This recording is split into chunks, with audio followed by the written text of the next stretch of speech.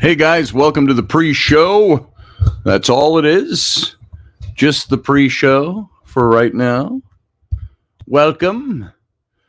We got about 2 minutes and we go live over on the radio station. Well, I got some things out of whack here. There we go. My kids come down here and they sit at my computer sometimes and everything gets all askew. So how are you all tonight? It's cold here in western Wisconsin. So Leslie, how you doing, Leslie Hoker? Thank you for everything you do for us. And I know it's cold where you are because you're in the same neck of the woods. She's kind of the north and the west of the Twin Cities. I'm to the east of the Twin Cities over here. So it's MF and cold. Cold AF. All right, let's make sure we are ready to roll there. We are. And I'm going to turn that off, turn that on, and we're ready to go in like 30 seconds going live. So yeah, it's frigid here, she says. Frigid. Or frigid, whatever, however you want to call it. So thanks for the cold weather. It didn't come from me, man. Field guy. I got nothing to do with it. So here we go. In about 9 seconds, we're going to go dark. So stand by.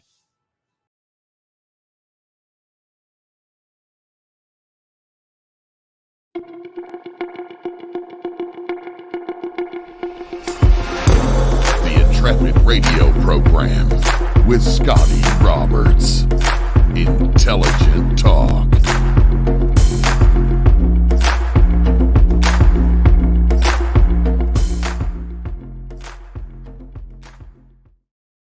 Hey, folks, welcome to the program. This is me, your host, Scotty Roberts. Welcome to the show. This is the Intrepid radio program. For those of you who don't know where you've landed, that's where you are. And you are listening either over on the radio station, which is subspace.radio in the audio format, or you are over on my YouTube channel or Facebook watching this as a video simulcast in podcast form, I guess you'd say. And you can find it on my Facebook page, on Subspace Radio's Facebook page. You can find it on Intrepid Radio's Facebook page. You can find it on intrepidradio.com. And you can find it over on youtube.com/Scotty Roberts. And for all of you who are joining via YouTube, that is also everyone else listening where the chat room is.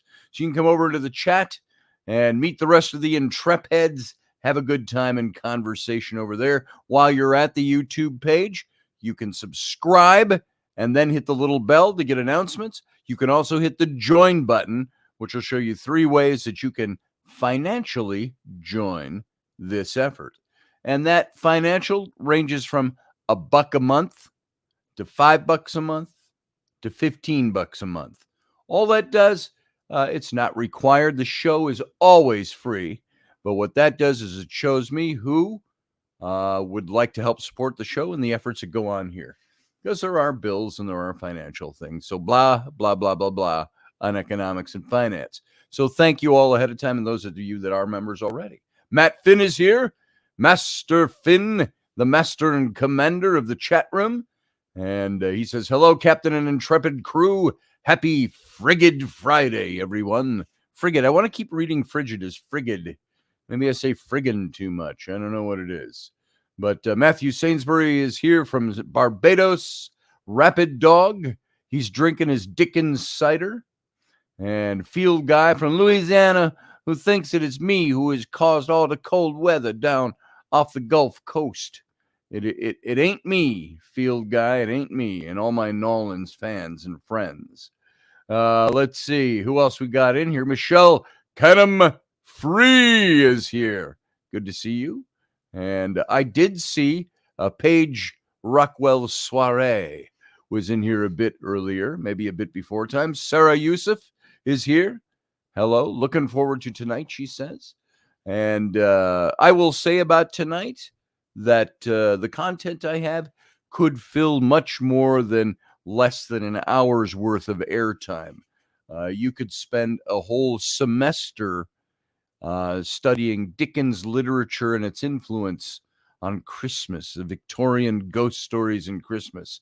So it's kind of Victorian Christmas ghost tales light by way of Dickens tonight.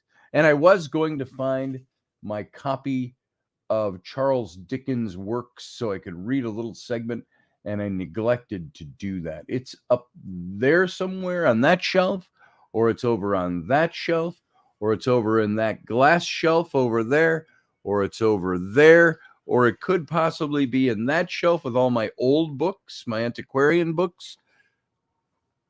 I don't know where it is, and I don't have time now to get up and look for it. So we'll do without that tonight. Actual excerpts from the book. It's over there, says Field Guy. Yes. And so I don't know what the weather is like for you guys up there. Let's find out what our weather is right now. Hey, Siri, what's the actual weather report right now? She says it is -2 degrees. And it's not going to get much different, but it's going to be partly sunny like it was today for the next several days. But it's not going to get much above zero. And the wind was pretty harsh today. So while the sun was shining, the wind was blowing, and you got down to about 30 degrees below zero with the wind chill. So it was not the funnest weather, but it was pretty outside. So with the sunshine, anyway. We'll move on from that. I want to do one little thing here. I've got these tumblers. Now, the light is really bad trying to show this out. There, you see. Hold it that way. It blots it out. I go this way. And let's see. Now, this is the Intrepid radio broadcast. Radio broadcast. You see there on the bottom with the Intrepid rocket. This is our official coffee tumbler. And it doesn't have to be coffee you drink out of it, but it's got several different lids. This one's got a screw-on lid, and it's got the straw that folds up out of there, the big plastic straw. So this can be a water bottle. They can be coffee. I put my coffee in them. The coffee stays warm all day long, which is kind of nice if you keep the lid on. Take the lid off, it gets cooler faster. But this is what Rainey does, and so we've done up an Intrepid radio broadcast tumbler, as you see right there. Sarah asked about the intelligent talk. We can put one of those together faster than you can say Bob's your uncle. So we may have another one coming too. But there they are. If you want to order those, you can go over to twoloonstumblers.com. That's Rainey's website. And you can find it in there. And if you don't find it there, it's over on my wall on Facebook, and you can click on it. I like iced coffee, says Paul Brew. I do too, frankly. I don't like, it's funny, I don't like it when my coffee gets cold, but I like iced coffee, which is kind of the extreme of both ends. I like it hot, or I like it iced. I do not like it tepid and in the middle. So, love that tumbler, says Sarah. Thank you very much, Sarah. And also, I've got to let you know that it is now official. You can go to, I'm going to type this in the chat room, AntoneDabs.com. Now, that's Andy Dabbs, my friend. That's his official website. We've revamped that whole website over the last few days to reflect the release of his new book, which I helped him write. Andy wrote all the stuff and sent it to me, and he's not a writer, so I bookified all of it, and I added a lot of stuff in there as well. And it's basically a book that started about his memoirs, how he got to where he is in life, how he pulled himself up by his bootstraps, how he literally made things happen to get where he is now. And at a man who is more than 10 years my younger, he's worth millions of dollars because of his business and how he made his business work for him. And that has left him free to do other things. Now, also, you can see, I also did this website for him this week because we wanted to showcase both of them. He just opened his new, he was looking for something to do. Isn't that nice when you have entrepreneurial guys, men and women, that they've made it, they're successful, and he's looking for new businesses to start. And so why would you want to bob your uncle? Who wants to bob me? Says Uncle Dave. Not I. And so you can go look at the website I put up, skateco.com. And that is his Brainerd skateboard company. And it's a pretty cool place. I wish it was closer. It's 3 hours from here, but north of here. But Brainerd's, it's got the big racetracks in Brainerd. Paul Newman, the late actor, used to go up there every year and race his cars. So, and it's nice. It's in the North Woods of Minnesota at the same time. You get out of town. That's where Andy lives. I've broadcast from his house many times up there on the lake in the North Woods. And he started the skateboard company, and because it's something he likes. He bought out an old skateboard company that was just a hole in the wall, and he moved it to a new location. And you go over to that website, and you can see pictures just right on the front page, the big picture of their new building. And just that exterior will give you a good idea of how classy that place is. And on the inside, Andy is building, if any of you are skateboarders or have been skateboarders, you'll know what I mean by a bowl. It's got an indoor bowl. That's your skateboard park. So he's got a miniature indoor bowl that he's building. It's still under construction in one half of the building, and it's pretty impressive. And you can see that on there as well. So that's rad, says Paige. Gnarly. I say back to Paige, I'll raise your rad to a gnarly. And so, so it's quite a place. But you can look at the book. There's 3 different versions of the book. There's a premium hardback that's full color on the inside. And then there is a 2 versions of the soft cover, a color version and a black and white version. And as you can imagine, the price is higher for the color books and the hardback color book. And then the black and white is probably pretty common priced for standard books that you see out there. It's about a 300-page book, and so it's. I was going to read before we got into Dickens. I wanted to read a little segment of Andy's book, and I put this up on the website. You can actually see it over on the website. There is a. Let me see if I can find the site. The site is Anton, ANTON, Dabbs, DABBS.com. And in the upper menu, you go to the book in the upper menu. And it's got a little excerpt that I put in. This gives you an idea of the tone. The book started as this business book, entrepreneurial. He wanted to write his memoirs, stuff about his family life, the struggles he came up with. And then as we got into writing about that, very early on in the process, I said, you should really take a different angle with this and make it a book less about rags to riches, business, entrepreneurial, that people can gloss over unless they're into that stuff, and write about your anxieties and write about the struggles you've had with that. And he did. He just took that and ran with it. And then he would write things and he would push them out to me. I got a really good feel for Andy as I was writing this book.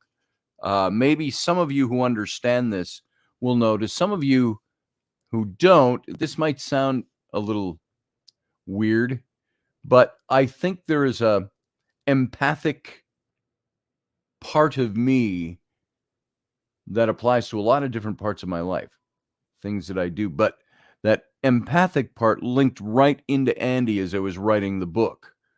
And I was able to pull some things out that I wrote that I didn't even run by him. I thought about them and I said, this is right. And I wrote about them and he read that and he said, man, you're inside my head. And so that's what you'll find in the book. And so one of the segments, it's right here. It's where did I leave it? The book. It goes like this.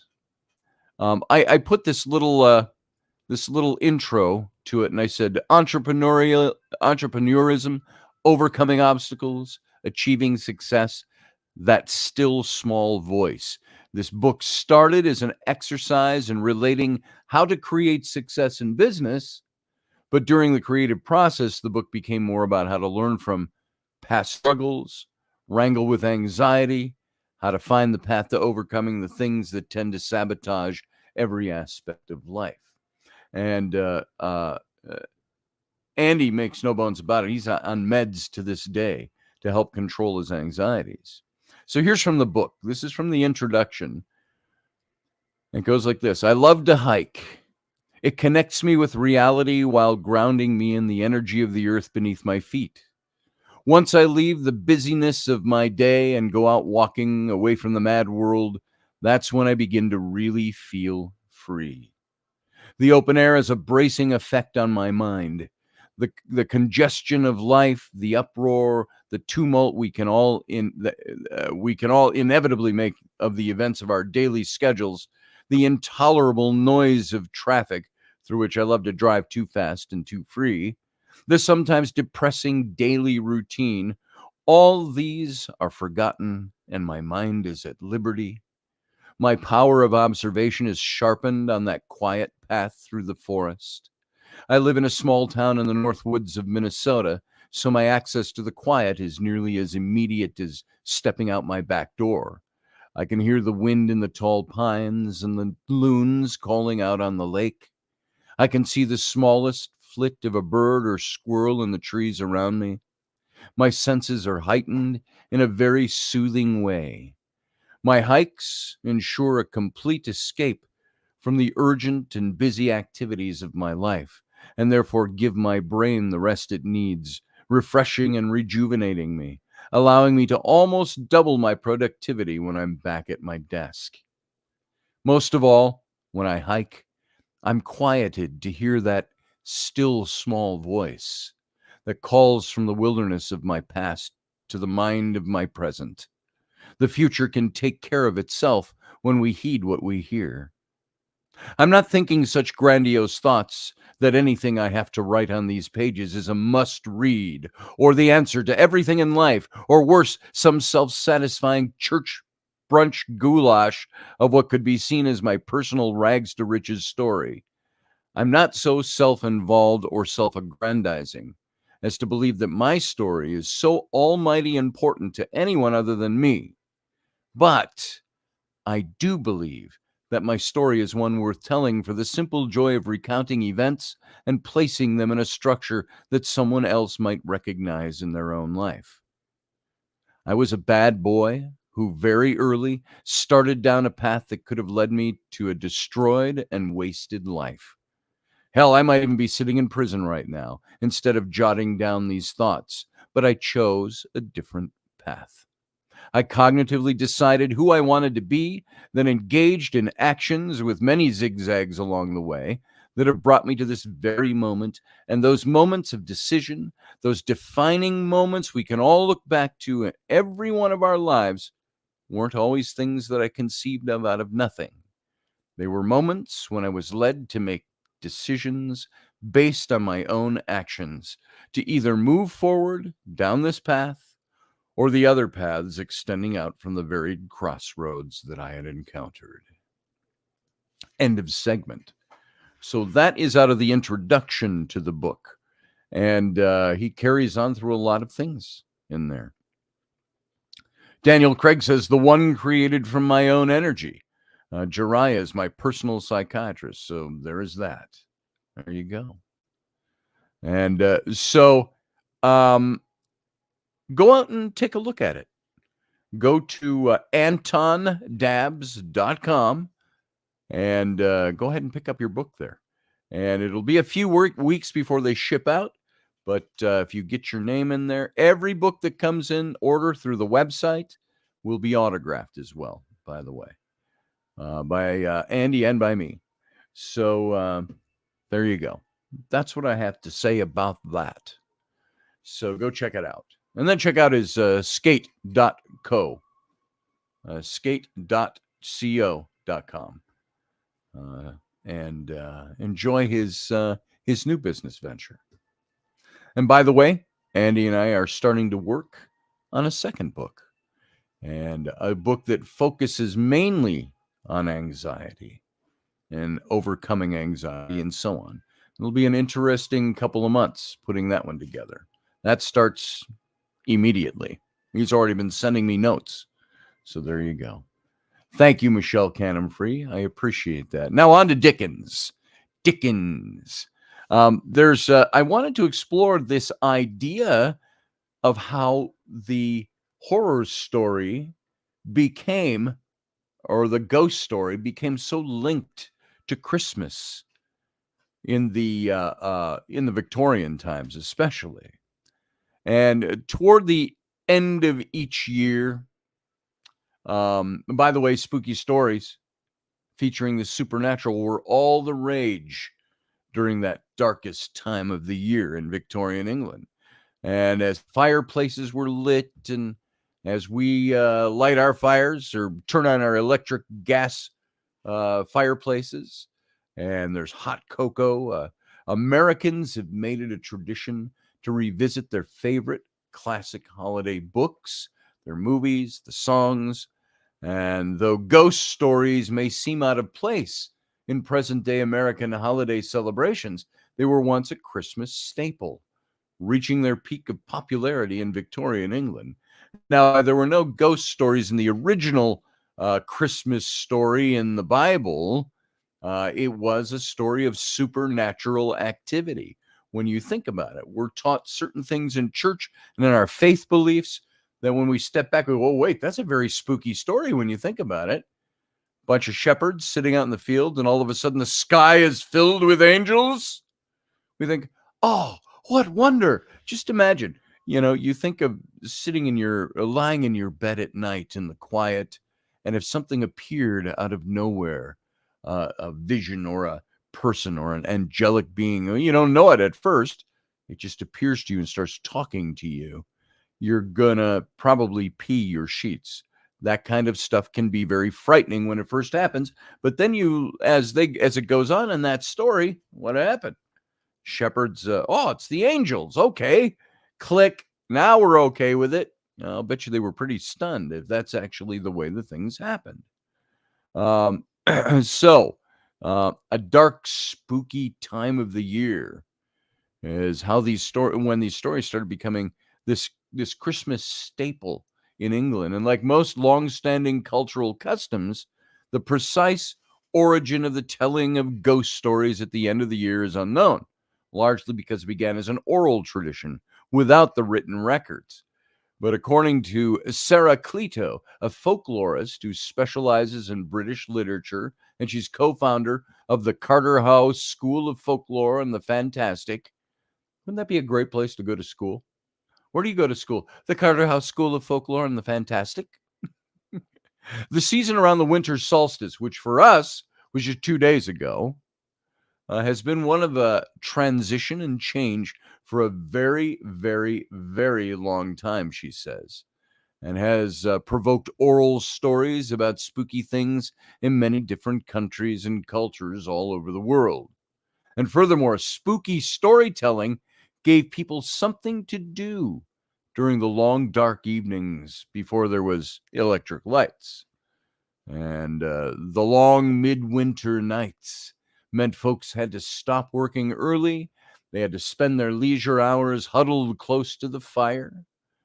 Tara Moore, an assistant professor at the English at Elizabethtown College, she was author of Victorian Christmas in Print and the editor of the Valancourt Book of Victorian Christmas Ghost Stories. She says, plus, you didn't need to be literate to retell the local ghost story. You didn't have to know how to read and write. And so effects of the industrialization revolution. It was in Victoria, England, that telling supernatural tales at the end of the year, specifically during Christmas season, went from oral tradition to a timely trend. And this was in part due to the development of the steam-powered printing press during the Industrial Revolution that made the written word more widely available to everybody. Books used to be handwritten before Gutenberg came along, and then they were, produced at massive expense and massive amounts of time to print just one book. So, but this all gave the Victorians the opportunity to commercialize and commodify existing oral ghost stories, turning them into a version they could sell, higher literacy rates, cheaper printing costs, and more periodicals. That meant that editors needed to fill pages. Around Christmas time, they figured they could convert the old storytelling tradition to a printed version. And so what was it? It was entrepreneurs. It was business people wanting to make a little more ching were the ones that said, look, we can get books in the hands of people. So while people will criticize any idea that comes on, this has come up several times in conversations the last week, it seems, for me with people, but people will criticize somebody doing a really cool thing out there in business because, well, they're just doing it to make money. My answer is, well, duh. Of course they're doing it to make money. My own books that my publisher publishes, they'll only do books of mine and publish my books so long as it makes them money. If my books made them no money, they wouldn't be knocking on my door very often, would they? Because it'd be a waste of time for them. It would have to be an act of altruism for a publisher to come along and say, I'll publish your book knowing I'm not going to make one single penny on that thing, but it's just so it's available for the rare person that comes along and wants to know your thing. But what's that, Sarah? That's how you ended up with Rudolph the Red-Nosed Reindeer. Oh, okay. I thought you were making fun of my nose. I felt very Cyrano at that moment.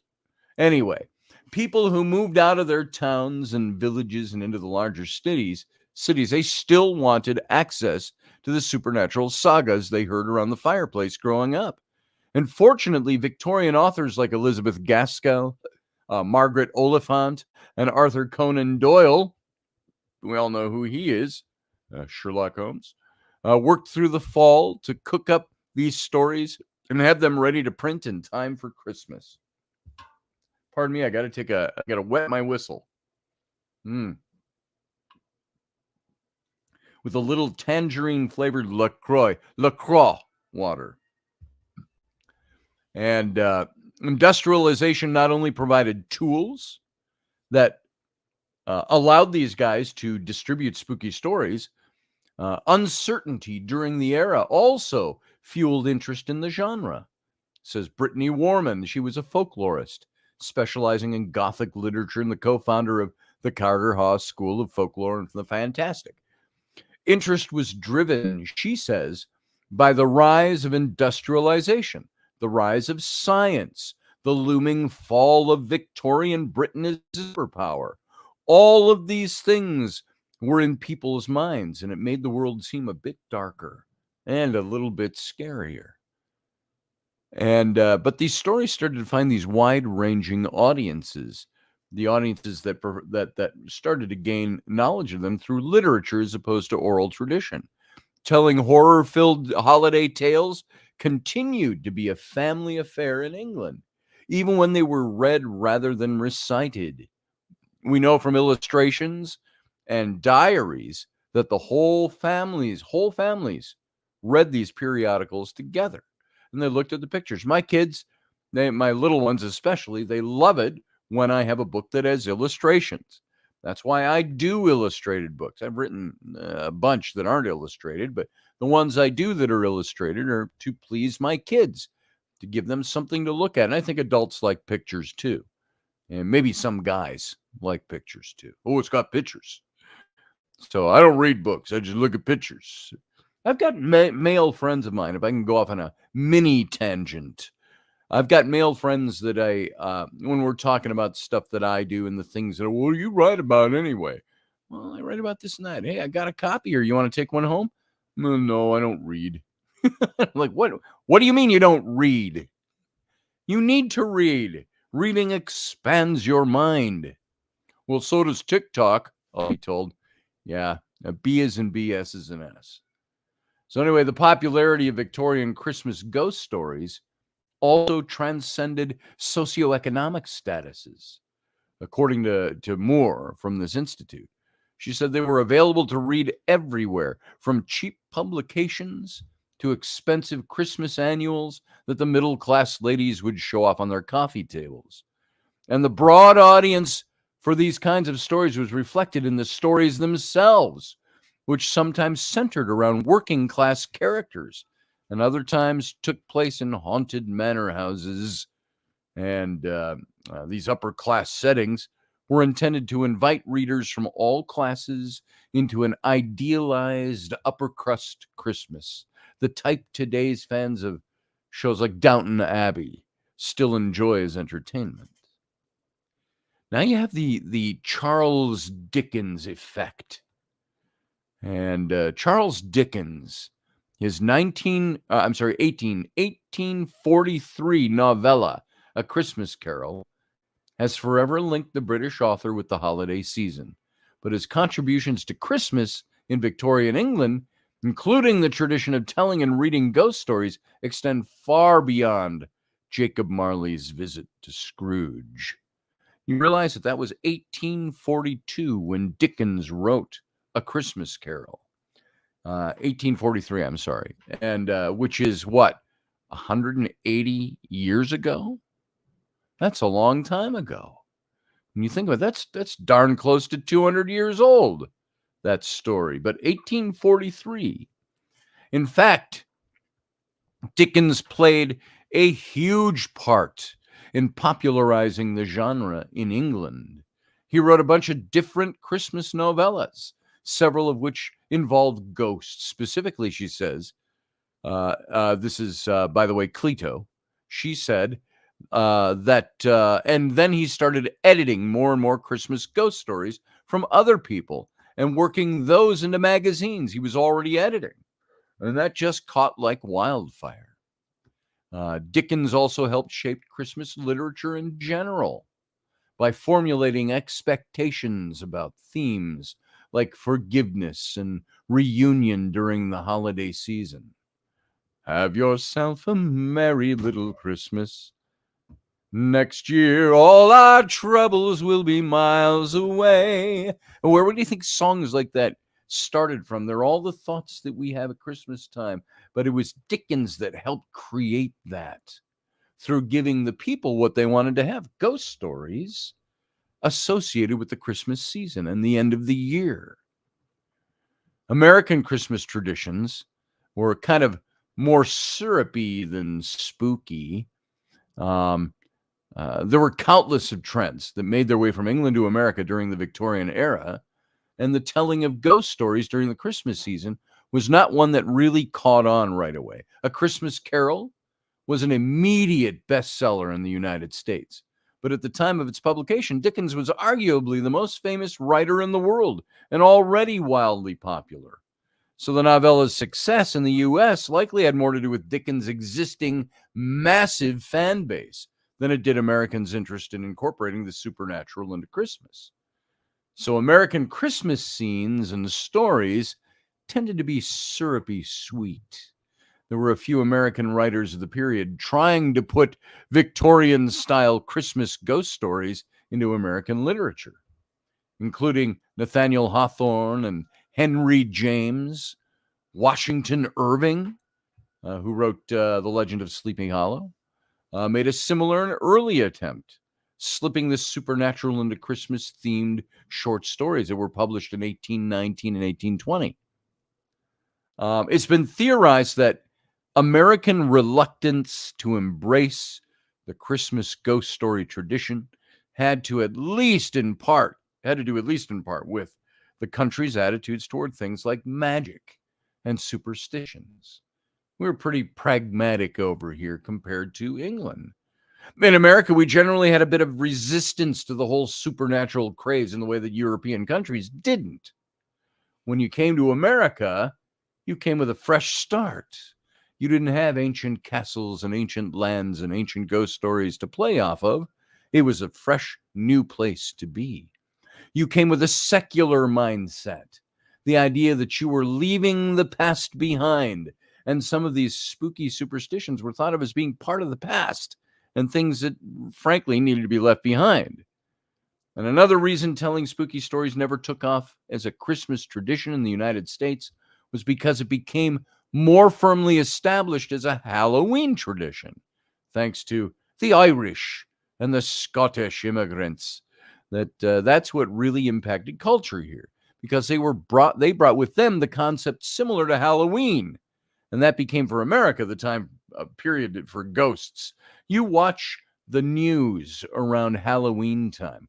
What happens? For those of you who are into the paranormal, or like me and several others that listen to this show, you're into exploring the paranormal or investigating hauntings and things like that, documenting things. We do that all year round. And then we see, the news, the media, the local news stations, all that. What do they do at Halloween time? That's all they wanted. Everything becomes ghosty. As soon as Halloween's over, November 1st comes, no more ghost stories, at least for another 11 months. And so that's what we have. We have the Halloween tradition. And so the Christmas tradition from the Victorians of spooky stories was slower catching on around here. So other than A Christmas Carol, there's another piece of pop culture that reflects the Victorian Christmas tradition.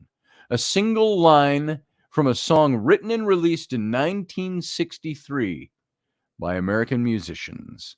And it was first recorded by, and you hear it on all these old Christmas albums. We've got them. We play the old LPs on a record player when we're decorating the tree around here with our family. But Andy Williams sang, "It's the most wonderful time of the year." And there's a part in the song that says, with scary ghost stories and da, da, da, da, da, da, da, da, da. And that's one of the highlights of the holiday season. Where'd that come from? Do you ever notice that when listening to that song? Scary ghost stories. When was that associated with Christmas? So although it's unclear why the writers of that song, Edward Pola and George Weil, if you wondered, and you'll forget that as soon as I tell it to you, included the tradition. Nobody knows why they put that in there. Cleto says that it's possible that the lyric is a reference to Dickens' A Christmas Carol. It's only one text, but it's such a big deal here in the U.S. and the U.K., and it's pretty much all that Americans know about Christmas ghost stories in isolation from each other, is that Dickens came up with the idea. And there's an interesting movie. I made reference to it. I don't know what the name of the movie is. Was it Dickens? Was it Dickens' Christmas Carol? I don't know what it was. But it had the actor. What was it? What did I see him in? Good-looking, tall, blonde. He was in Downton Abbey as a character that married one of the daughters of the rich family early on. Then they killed him off. He also played the Beast in Disney's real-life version of Beauty and the Beast.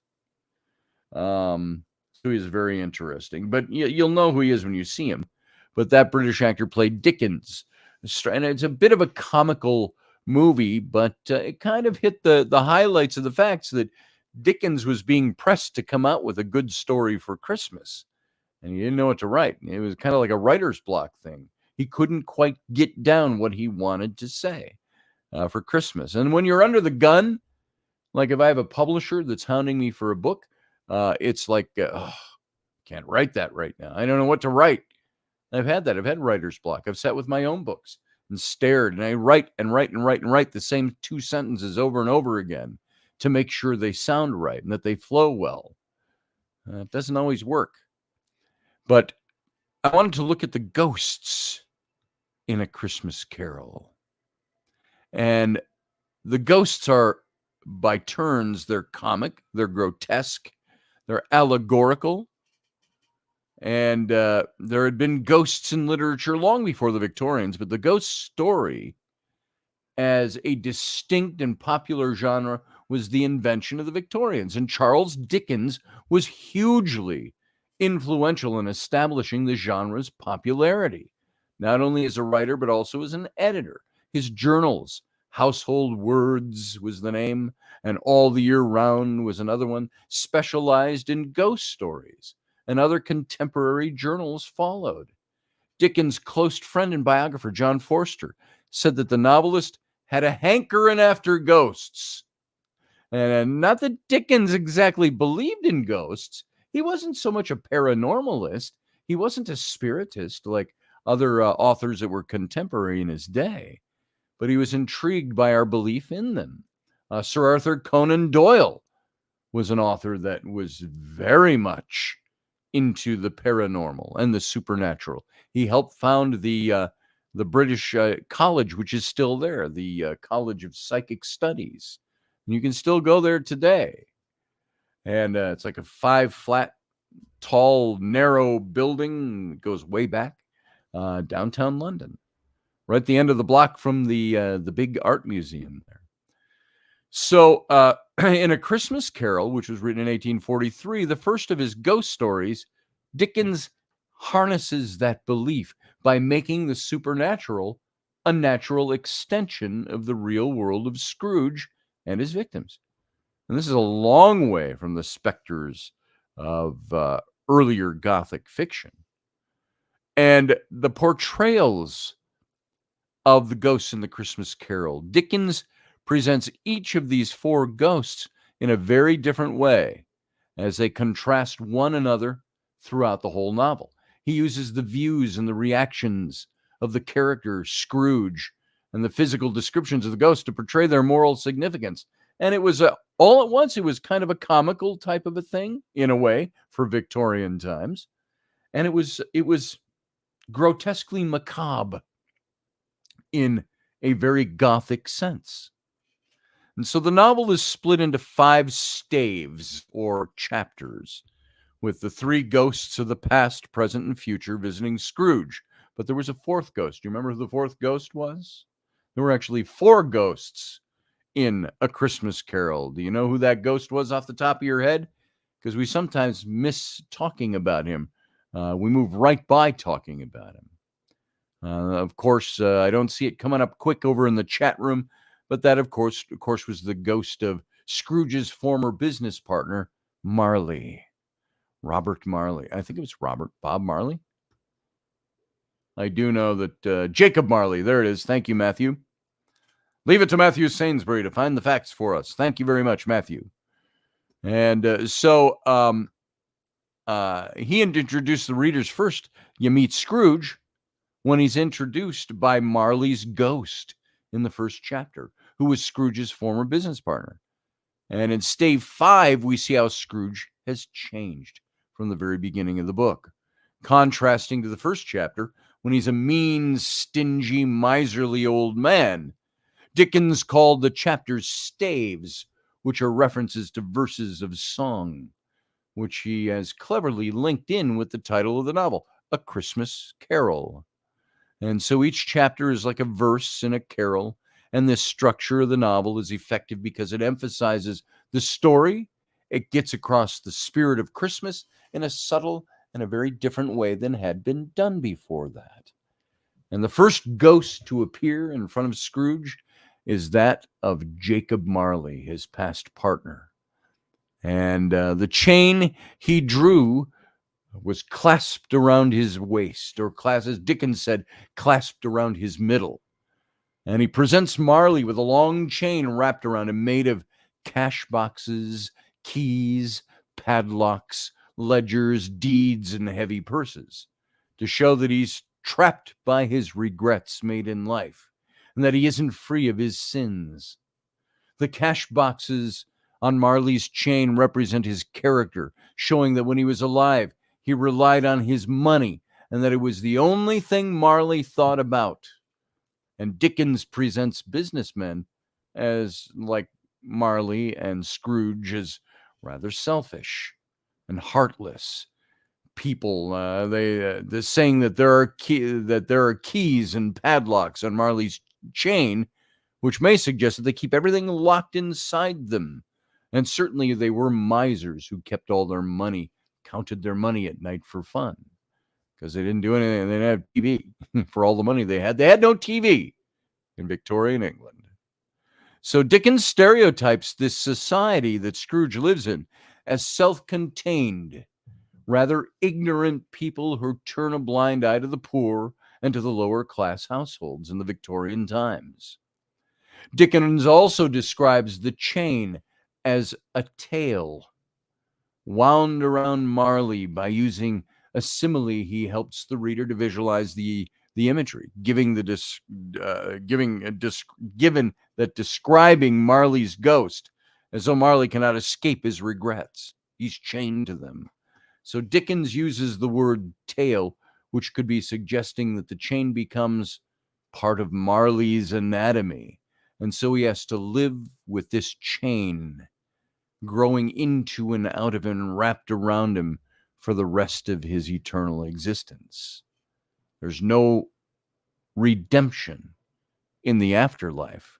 So Dickens believed, by the way he writes about this story, there is no redemption in the afterlife. There's a theme of regret throughout the entire novel. And I think that Dickens could be personifying Marley's regret, as they are the things that are forcing him to stay on earth as a spirit. Marley visits Scrooge to warn him about the regrets and the mistakes he made over his own life. And it's therefore telling Scrooge to change his ways before it's too late. And Marley tells Scrooge that being a spirit is, quote, incessant torture of remorse, end quote. That's how Marley describes being a spirit, an incessant torture of remorse. It shows the reader that Marley wishes he could have lived a more fulfilling life, as he finds his time as a spirit tormenting and unhappy. Isn't that the way it always is? There's regrets. We can't turn back. We can't. In this life, we have the opportunity to change something. Do we have anybody who's into spiritualism or in your spirituality? Do you know of anybody who has the ability to change his ways, to change their stripes in the afterlife? Maybe if you believe in reincarnation. Sometimes reincarnation is listed as a punishment for the things that we did that were wrong. I'm convinced that I have all this great wealth at my fingertips, but can never achieve it because I was probably, in one of my past lives, I'm paying for it now. I was a feudal lord that raped his tenants' wives and slapped them all into slavery and beheaded them when I didn't like them, and stole all their money.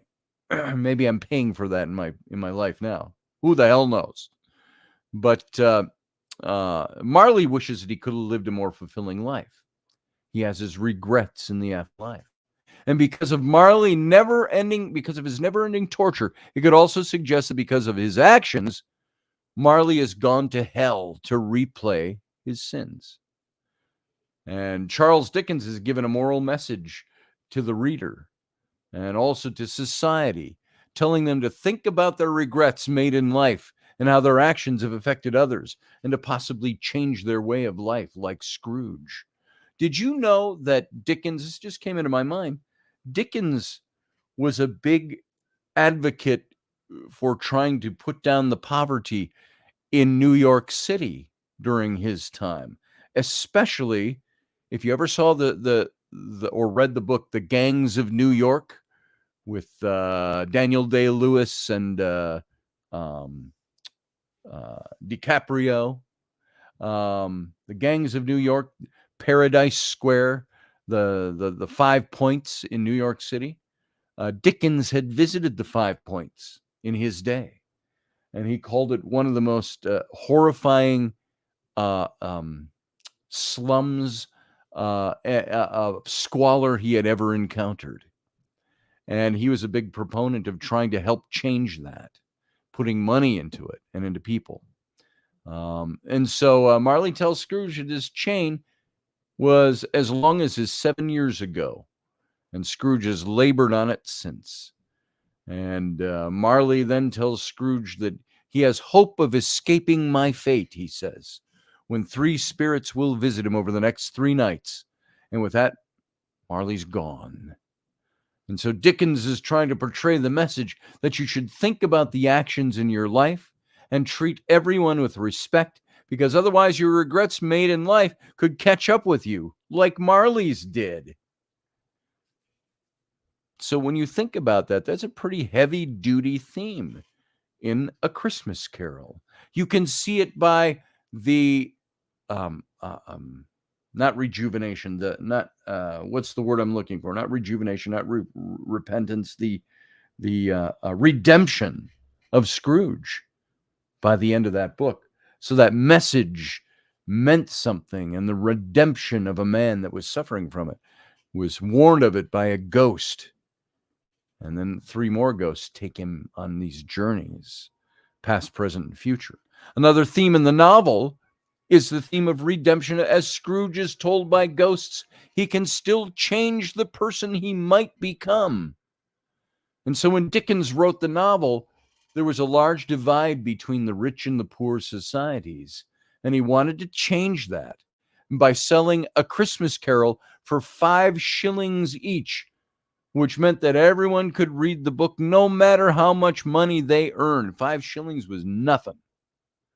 So also Dickens was trying to get the message across to the ignorant rich of the Victorian times about how the poor lived in poverty, like Tiny Tim and his family in the novel. You remember the ghost of Christmas yet to be, yet to come.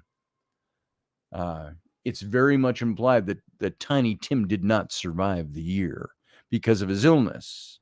But when Scrooge is, if you haven't read the novel, here's a spoiler alert. When Scrooge is redeemed, the redemption of Scrooge, of Ebenezer Scrooge, one of the first things he does is he sets about finding the best doctors he can for his employee's son, little Tim. So it was a fixable thing that the impoverished in Victorian England had no chance of ever surviving. And so because of this moral message, Dickens portrayed, he hoped that it would encourage more people to give money to the poor, possibly to redeem their sins made in life. Furthermore, the character of Scrooge could have related to many upper-class selfish businessmen who felt regret about their mistakes, wanted to become better people, much like Scrooge. As at the beginning of the story, Scrooge is shown as a cold, bitter man. But by the end of the novel, he's broken open and he becomes a changed man.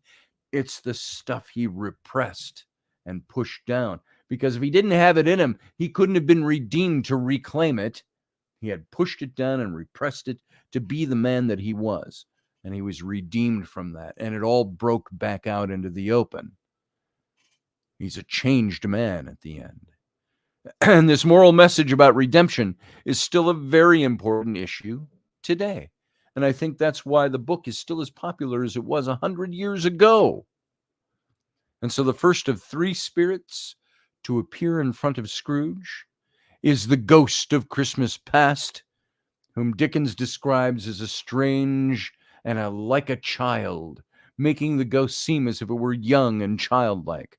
However, Dickens then contradicts himself, saying that the spirit's hair was white as if with age, giving the readers the impression that even though the spirit might be old, the childhood memories are still with him.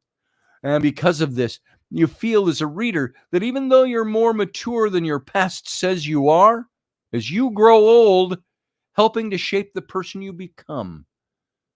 The ghost is showing Scrooge that for him to be able to change his ways, he has to look back into his past and learn from the mistakes that he's made, but also from the happy experiences he experienced with Marley. And because of this, the spirit can be seen as a personification of memory, as everyone has to look into their own past and learn from it to become a better person. So the spirit could be seen also as an angel, as Dickens described the spirit, with a bright, clear jet of light coming from his head, which could be perceived as a halo, like an angel. And because it's shining very brightly out of the spirit's crown, it could represent its mind and the strength of his thoughts and his memories. I hope we get to this. If we don't, we will finish this in the captain's cabin. Folks, if you're listening on the radio station and we have to cut this off for time because, frankly, in 2.5 minutes, we're done on the radio station. we're going to continue this on over in the captain's cabin. So we'll play a little break in between, and you'll be able to come over and join us because I want to finish all this over in the captain's cabin. So the second ghost that visits Scrooge is the ghost of Christmas Present. And Dickens presents this ghost as a really happy, kind spirit, gregarious. You've seen some of the movie adaptations of this character, the big red beard and the wreath, and he looks like Uncle Dave with red hair. And Dickens presents the ghost as a happy, kind spirit, which is very much the opposite of Scrooge, who's a miserable, selfish man. And the spirit is seen as a kind-hearted and welcoming person saying, "Come in," to Scrooge. And he wears a green robe, which could symbolize Christmas, as this is a typical festive color, but it could also represent nature and the pureness of it. So to begin with, Scrooge is very wary of the spirit as he lay upon his bed, but eventually he goes to visit the spirit, and this could be because Scrooge is scared about what is to come, but also it could imply that he's finding it hard to change his ways. He finds that the room has had a surprising transformation, with holly, mistletoe, ivy scattered around, poultry brawn, great joints of meat, and bright gleaming berries. And these are all typical Christmas objects, which could be portraying the happiness of Christmas spirit and the warmth and the kindness that comes with Christmas. And now we've got to take a break here, folks. We've got to say goodbye to the radio audience. So, radio audience, I want to thank you for being here. Live long and prosper. Join us over on the YouTube channel.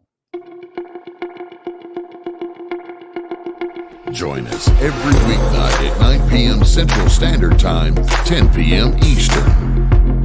The Intrepid Radio Program, a Scotty Roberts Productions broadcast.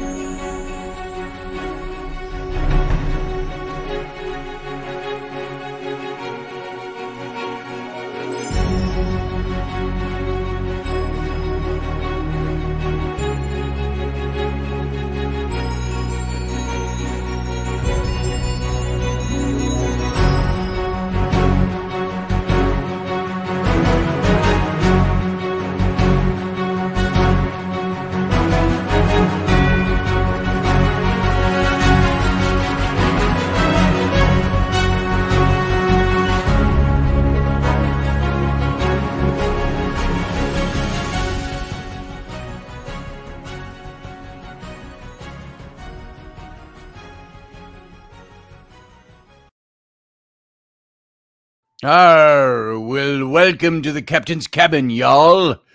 Good to have you here. Good for those of you staying over from the radio show over into the Captain's Cabin, the after show that affectionately named by the fans of this show, the followers of this page. Thank you for that, the Captain's Cabin. That's a compliment to me, and I appreciate that. It is not lost on me. So thank you very much. And we've been talking on the radio show tonight about Dickens, Charles Dickens, and his being really the main influence at that Victorian era introduced ghost stories into the Christmas season, and how we've kept that on for years and years since that time. So I want to see if we can just move on and finish some of the stuff I was talking about on this topic before we open up the line to callers or anything like that. So tune in, and I keep hearing people going up and down the stairs. I don't know who it is. Could be my son, could be my wife. So the little girl is sick again, Ellery. She's been sick off and on. She won't take her antibiotics. She doesn't like taking pills. She's just belligerent about it. And so, she's getting a little resurgence. She had strep and she was breaking out and stuff like that. So, Mom told her, sisters are coming into town tomorrow for Christmas. It's going to be a rough time if you're sick. That's not a motivator. So put out your best thoughts and wishes for Ellery, that she recovers through the night, that it doesn't last long.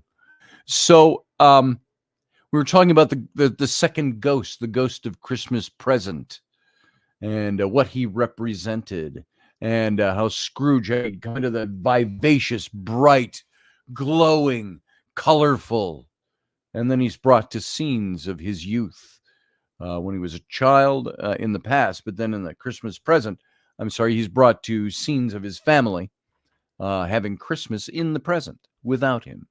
So at this point in the novel, the two most important symbols of the story are introduced to Scrooge to make him want to change his ways.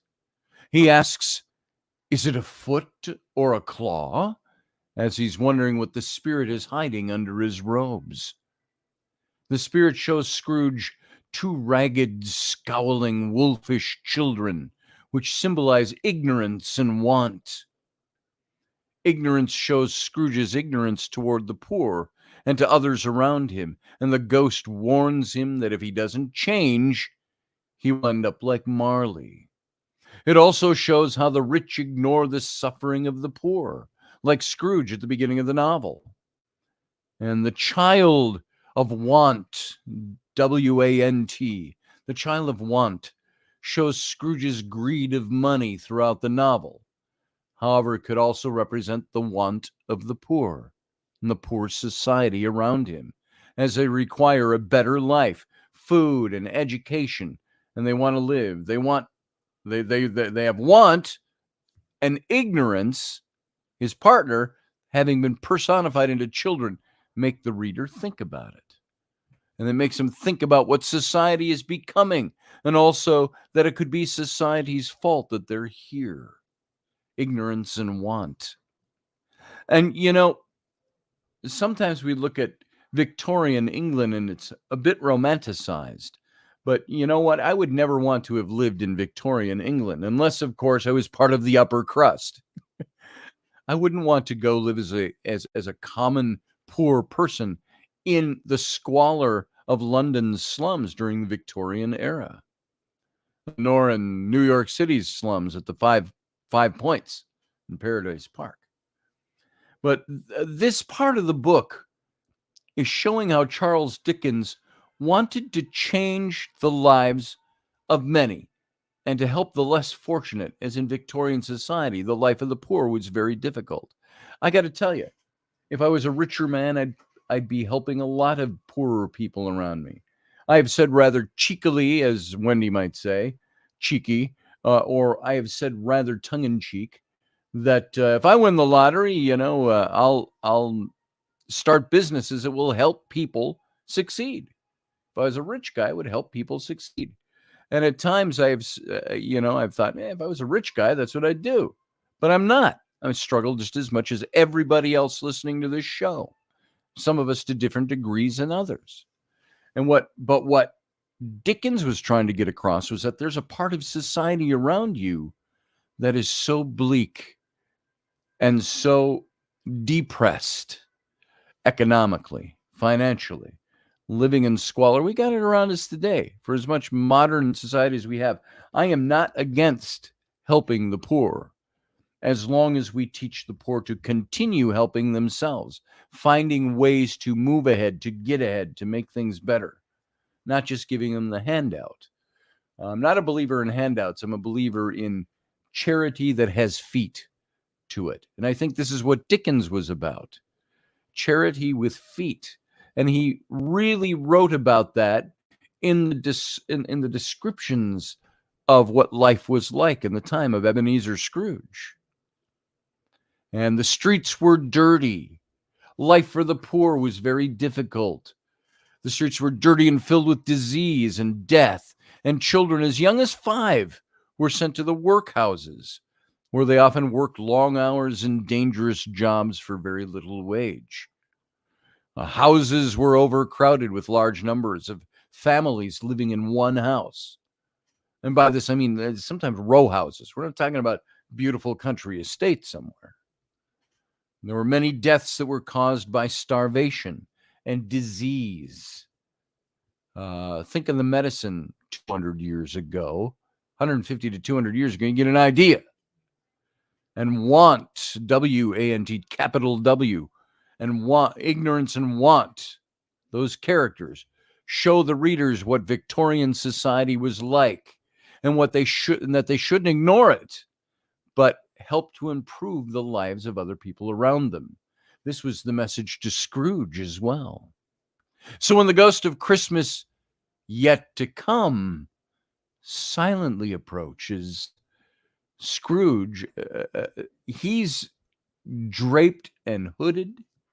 He's a phantom-like figure who could represent the fear of death. Now remember, as in when I do tarot, when we talk about future or predictions of the future, those are all mutable. They're all changeable because they haven't happened yet. I think the ghost of Christmas yet to come was showing Scrooge, this is the path you are on if you don't change your ways. And he didn't have to say a single word.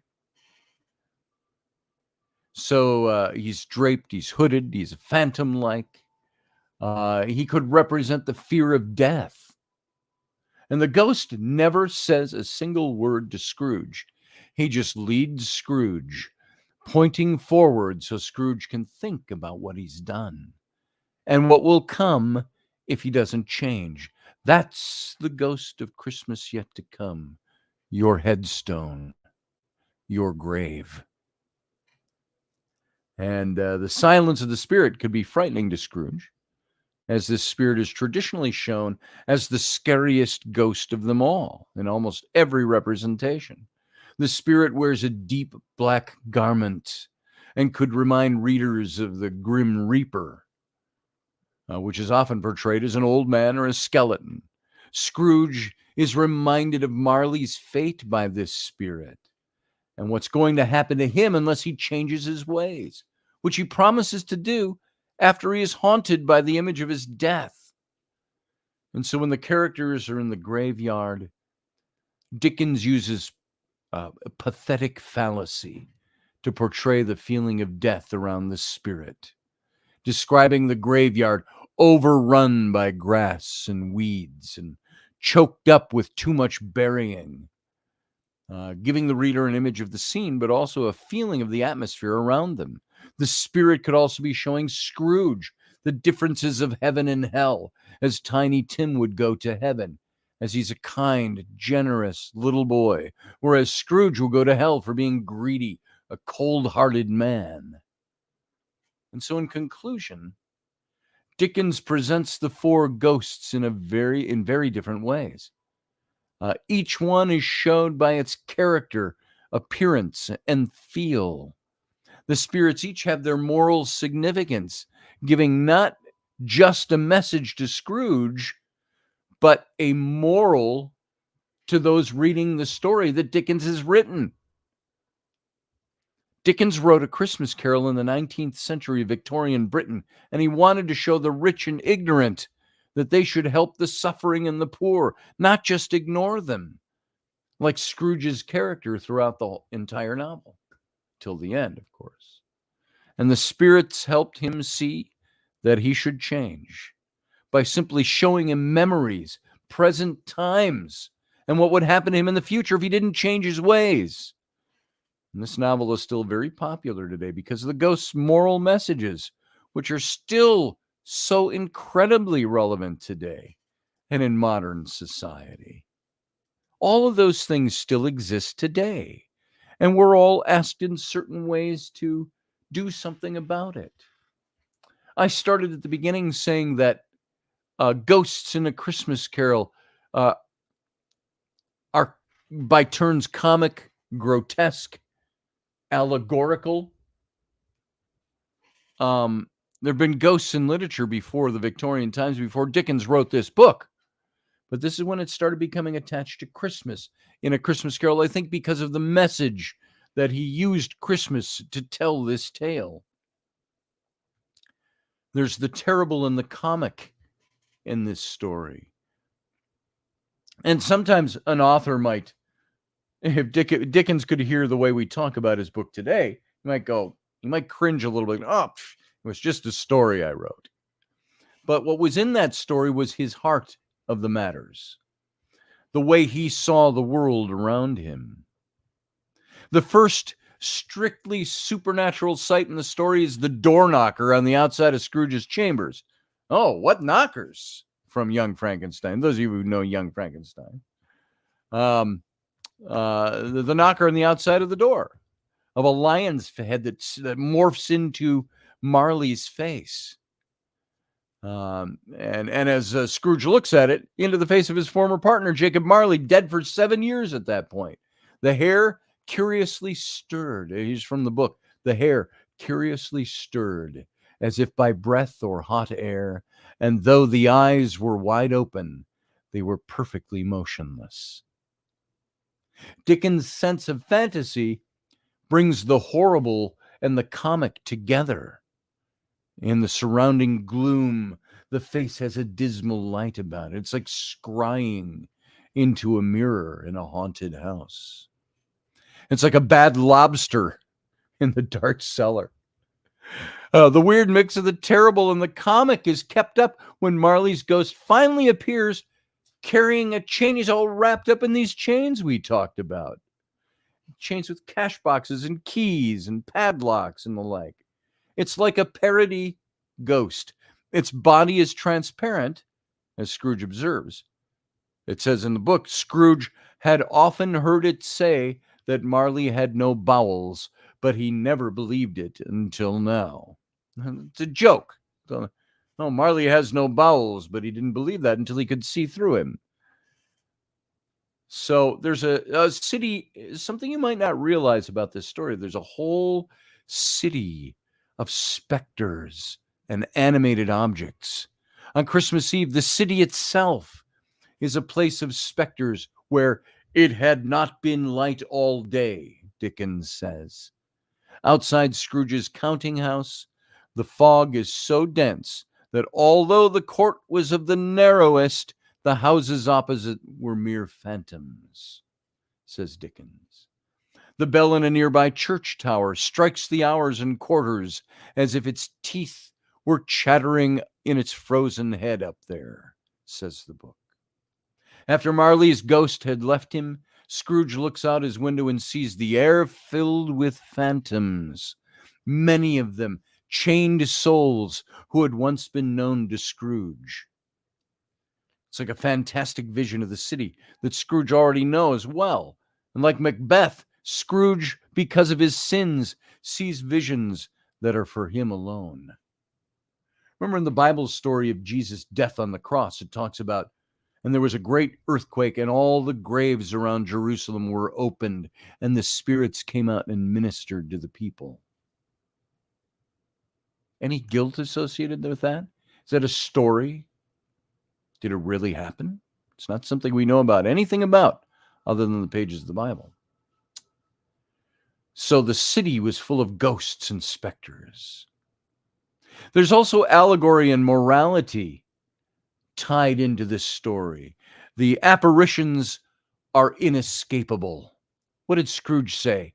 "Show me no more," he says to the ghosts that come to visit him. "Show me no more," because he's gripped in his heart. He cries this to the ghost of Christmas past. "Show me no more." Meaning, don't show me the things from my past. And what he sees is a punishment to him. But the relentless ghost pinioned him in both arms and forced him to observe what happened next. So says stave 2 in the book. The phantom is literary device enables Dickens to explore the social and moral issues central to his fiction. Poverty, miserliness, mercilessness, guilt, and redemption. The ghosts borrow in their appearance from the tradition of allegory. And there's this strange child old man that is the ghost of Christmas past. We described him earlier. He's clutching a brand of holly, yet trimmed with summer flowers. There's a large and avuncular ghost of Christmas present, tinged more and more with age as his visions draw to their close. He ages. Did you notice that? The ghost of Christmas present. And there is the phantom that is the ghost of Christmas yet to come. He's shrouded and stately, the book says, and mysterious. He wasn't this cowering hunchback goblin. He was shrouded and stately. And their shapes tell you about the author's moral design. There's structure and time consciousness in the book. The ghosts give the story its irresistibility, its irresistible logic, and its logical structure. They make Scrooge think that he is prepared for each succeeding visitation, prepared to meeting the second of the three spirits. Nothing between a baby and a rhinoceros would have astonished him very much, said stave 3. But of course he's surprised. The ghost of Christmas present surprises him by showing him flashes of humor and happiness in the most unlikely of circumstances. And when Scrooge sees these visions revealed by the third of the spirits, he naturally fails to recognize what the reader knows from the first, that the dead man, abandoned after the scavengers have done with him, is Scrooge himself. He doesn't see that right away. Marley's ghost announces these three ghosts. "You will be haunted by three spirits," says stave 1. And Scrooge is even told at the times that they will appear. The ghosts bring fatality to the narrative. Scrooge can't resist the visions they set before him. Not that he doesn't want to resist them, it's that he cannot. He's unable to resist them. He must awake at the designated times, the destined times, if you will, to encounter the world that he has made for himself. Do you notice even the ghost of Christmas present, when he brings Scrooge invisibly to the party that's going on Christmas Day or Christmas Eve with his relatives, and they're making fun of him. And his one nephew stands up for him. "Don't be so hard on Uncle Scrooge." And they're all like, "Oh, he needs to be hard on. We need to be hard on him." So time consciousness is built into the narrative. Remember the bells? The ghosts have only their allotted spans. "My time is nearly gone," says Marley's ghost to Scrooge. "My time grows short," observes the first of the three spirits. "Quick!" Chronology is of the essence. Christmas is a special day made all the more significant by the unfolding of these visions at their hours. On Christmas Eve, Marley's ghost tells Scrooge of 3 visits in 3 consecutive nights, but he wakes to find that it all happened that night, and he wakes on Christmas Day. The spirits have done it all in one night, says Scrooge, which means that he still has the day to redeem himself. It's like the vision I had in Egypt. It couldn't have lasted much more than what felt to me like an hour, but a few moments passed, and that was it. There was a timelessness in the visions, yet a chronology of events that had to take place. A Christmas Carol is a brilliant narrative success. It was a huge commercial coup for the publisher, for Dickens himself. It forged this association between Christmas and ghost stories, and it led Dickens to write a series of such tales for Christmas. It also showed how the genre worked best within limitations of time and length, so that the short story and the novella were the best suited to ghostly tales. And Dickens had to set a new literary fashion in motion. So, how many ghost stories do you think Dickens wrote? He wrote a lot of ghost stories. Do you know, throughout his literary career, Charles Dickens wrote more than 24 ghost stories. And many of them appear as kind of smaller tales that are tucked into larger novels, like the Pickwick Papers and The Bleak House and Nicholas Nickleby. These were all stories he wrote that had all these other stories tucked in.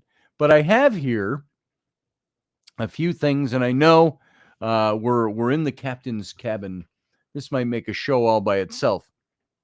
But the 7 best ghost stories by Charles Dickens that don't include the Christmas Carol. And he's widely renowned in pop culture as a writer of grade A ghost stories. Could you name some of them? I just named a few of them for you. A person not particularly given to the ghostly might ask of a supernatural aficionado such as you, lovers of the paranormal. Well, A Christmas Carol, you're bound to say, is one of those.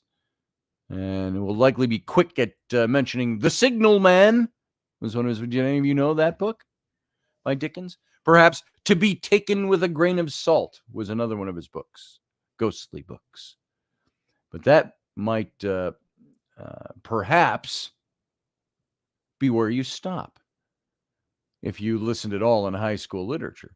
But here's a list I've got of Dickens' 7 best ghost stories. And other than A Christmas Carol, which was his most effective, obviously. To be as popular as it still is 200 years later, you know that it was a successful story. Some of these stories that he wrote were comedic, and most of his ghost stories were really written in a comedic voice. But all are dark. There's tales of murder, of suicide, of existential terror, undercovered ghosts, child butchery, cannibalism, deals with Satan, and executions. These stories deeply influenced, guess who? Edgar Allan Poe was deeply influenced by these ghost stories of Charles Dickens. A Madman's Manuscript and The Mother's Eyes by Poe are largely responsible for every story he ever wrote about a crazy murderer. So, M.R. James, J.S. Le Fanu, and others. They're at times charming, at other times very disturbing, and oftentimes both. It pairs beautifully with good old port, a dim snapping fire, a single lamp being lit in the room as the fire's going, a pipe, a cigar, a bottle of port at the elbow, wingback chairs, winter nights, sleet-lashed window panes. All of these things go along with these stories. Let me go through 7 of these with you. I think you'll want to go read some of these after you hear this. Number 7, we'll go 7-1. The Baron of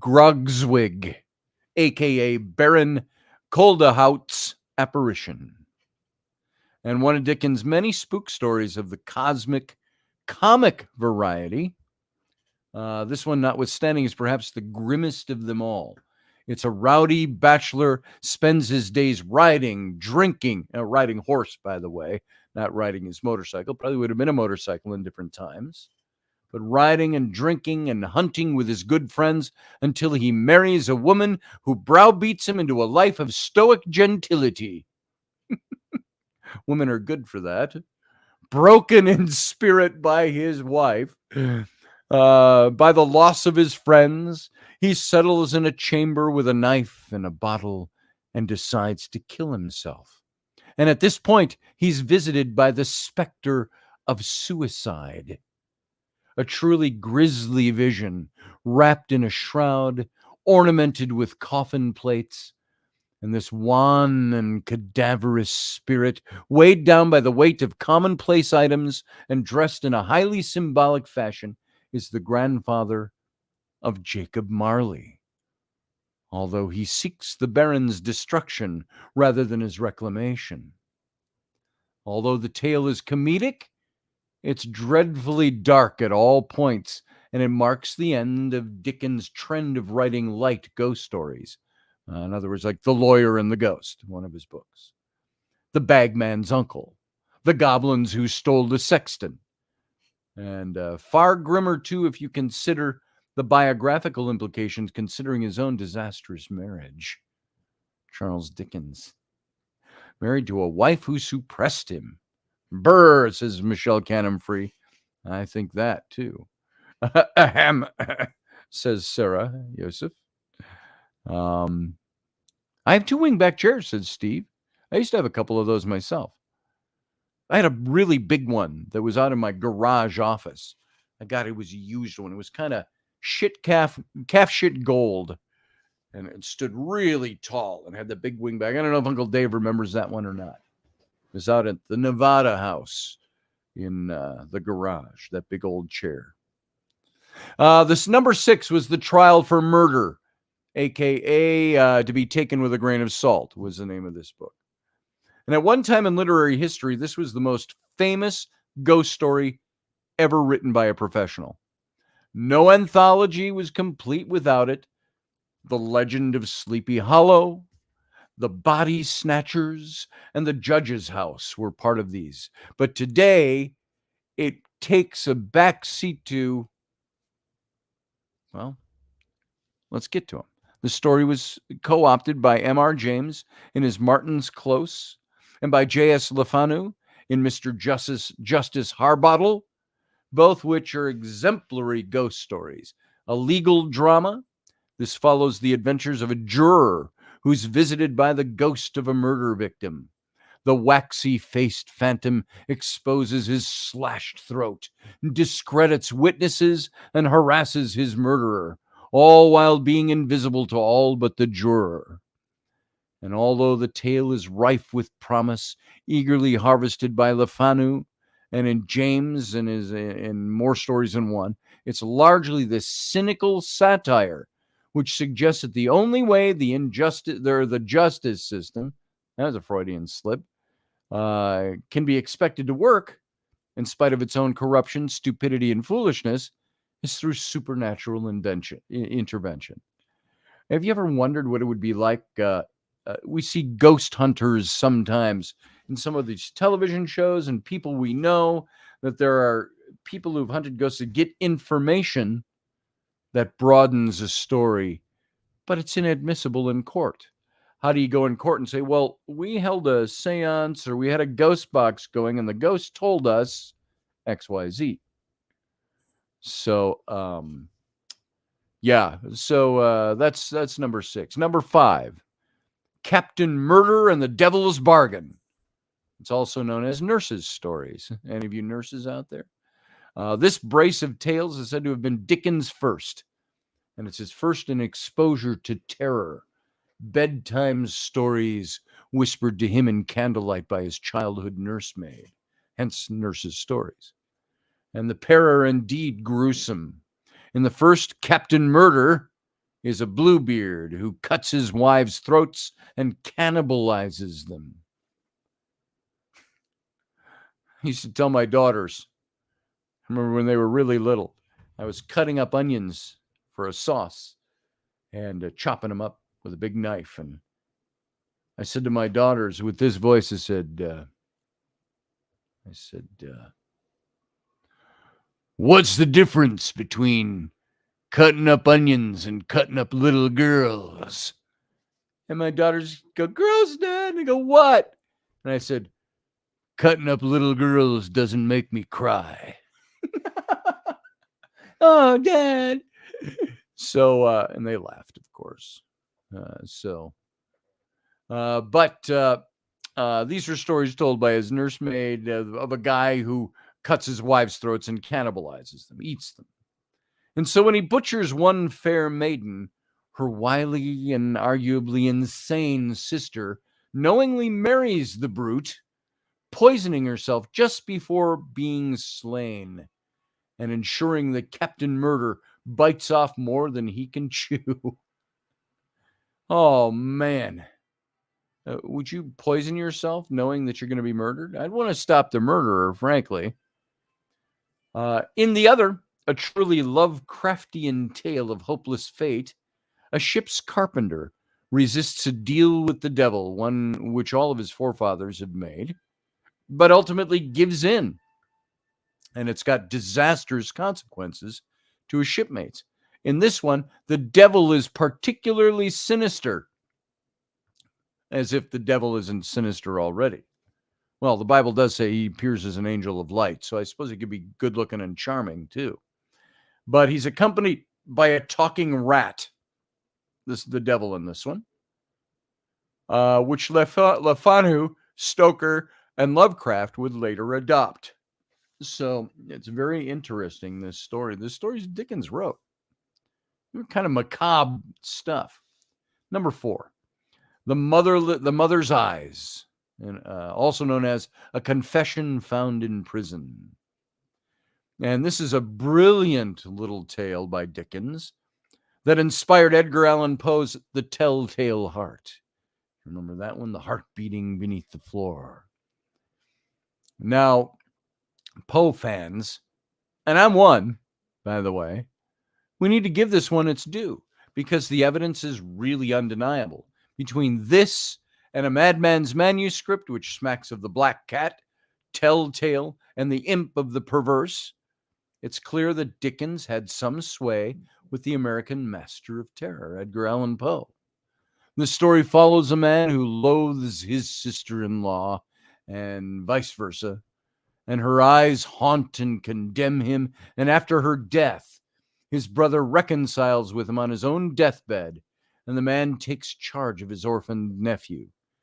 But his eyes are like those of his mother, and they torment the man, torturing him with feelings of guilt, of shame, and wickedness, and eventually, unable to take it, he slaughters the child and buries him in his own lawn.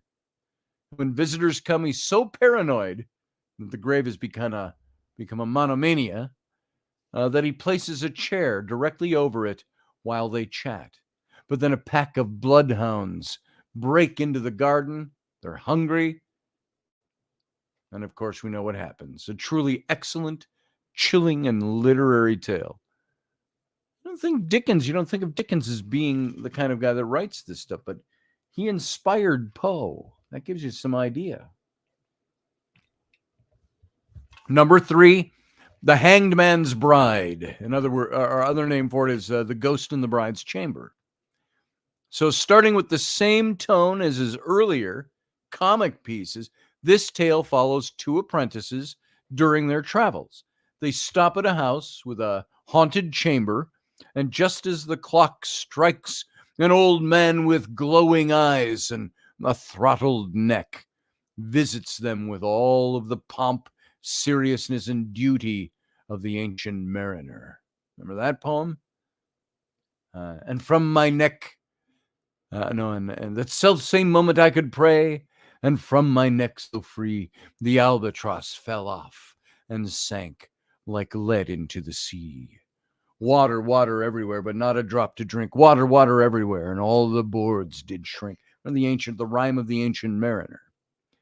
It's morbid ritual storytelling that he's mimicking in this. So humorous at first, due to the apprentice's idiotic inability to realize that they're speaking with the burning-eyed ghost of a hanged man, the story slides off into darkness as he tells of his sadistic neglect of his young and innocent wife, of how he bloodily murdered her suspicious admirer after she had wasted away, and of how the tree where he buried the body began to take different shapes.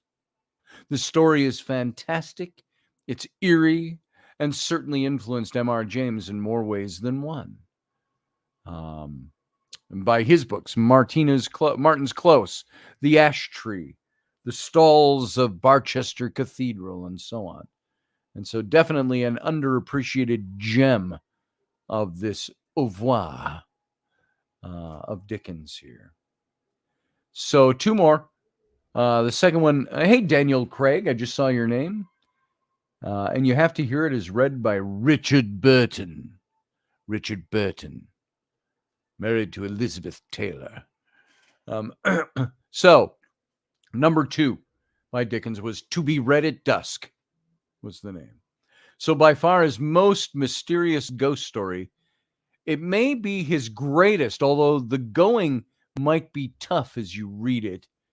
To Be Read at Dusk requires intense attention to the detail being written.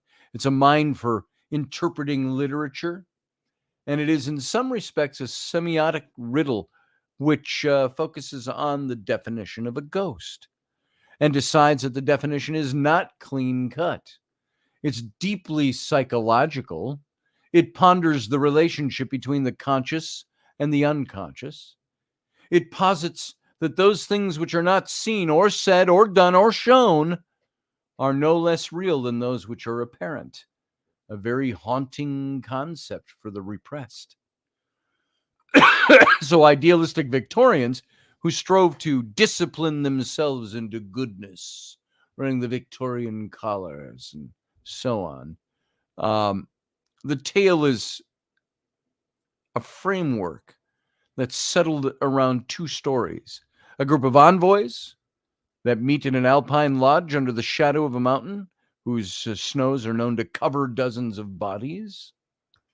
An eavesdropper listens to them talk of ghosts and of things which are not quite ghosts, of a refined lady who nightmares of a dark stranger who will take her from her loving husband, and of the moment when the husband befriends a man identical to the abductor in her dream, and of her disturbing disappearances. They tell also of 2 twins who agree to appear to each other at the moment of death, and of a shocking reverse in their expectations. But it's the eavesdropper himself, perhaps, who has a ghost story to tell by the time he turns around when the speaking suddenly stops. Interesting book to read, that one. You should pick that up or look it up. To Be Read at Dusk, it's called, by Charles Dickens. And of course, then the last one of the 7 that I've chosen, out of the 24 or more ghost stories that Dickens wrote, The Signal Man. Number 1, Branch Line. So, widely considered Dickens' very best, and in this century, his most famous ghost story, The Signal Man is like To Be Read at Dusk, a disturbing mystery, one which challenges assumptions about fate, purpose, and free will. Isn't that what a good story would do? I think a good ghost story, if I was to write one, would challenge those 3 things. This very dark tale follows a benevolent gentleman who strikes up an empathic friendship with a very nervous railroad worker who runs the signal box at the mouth of Dantian Tunnel at the bottom of a ravine. And the signalman is worried because twice already he's been warned of rail disasters by a faceless phantom, but to no avail. The warnings are vague and imprecise, and they taunt the poor wretch. And now they're back, and another horror is looming. The gentleman can tell that the signalman is far more intelligent than his station in life implies.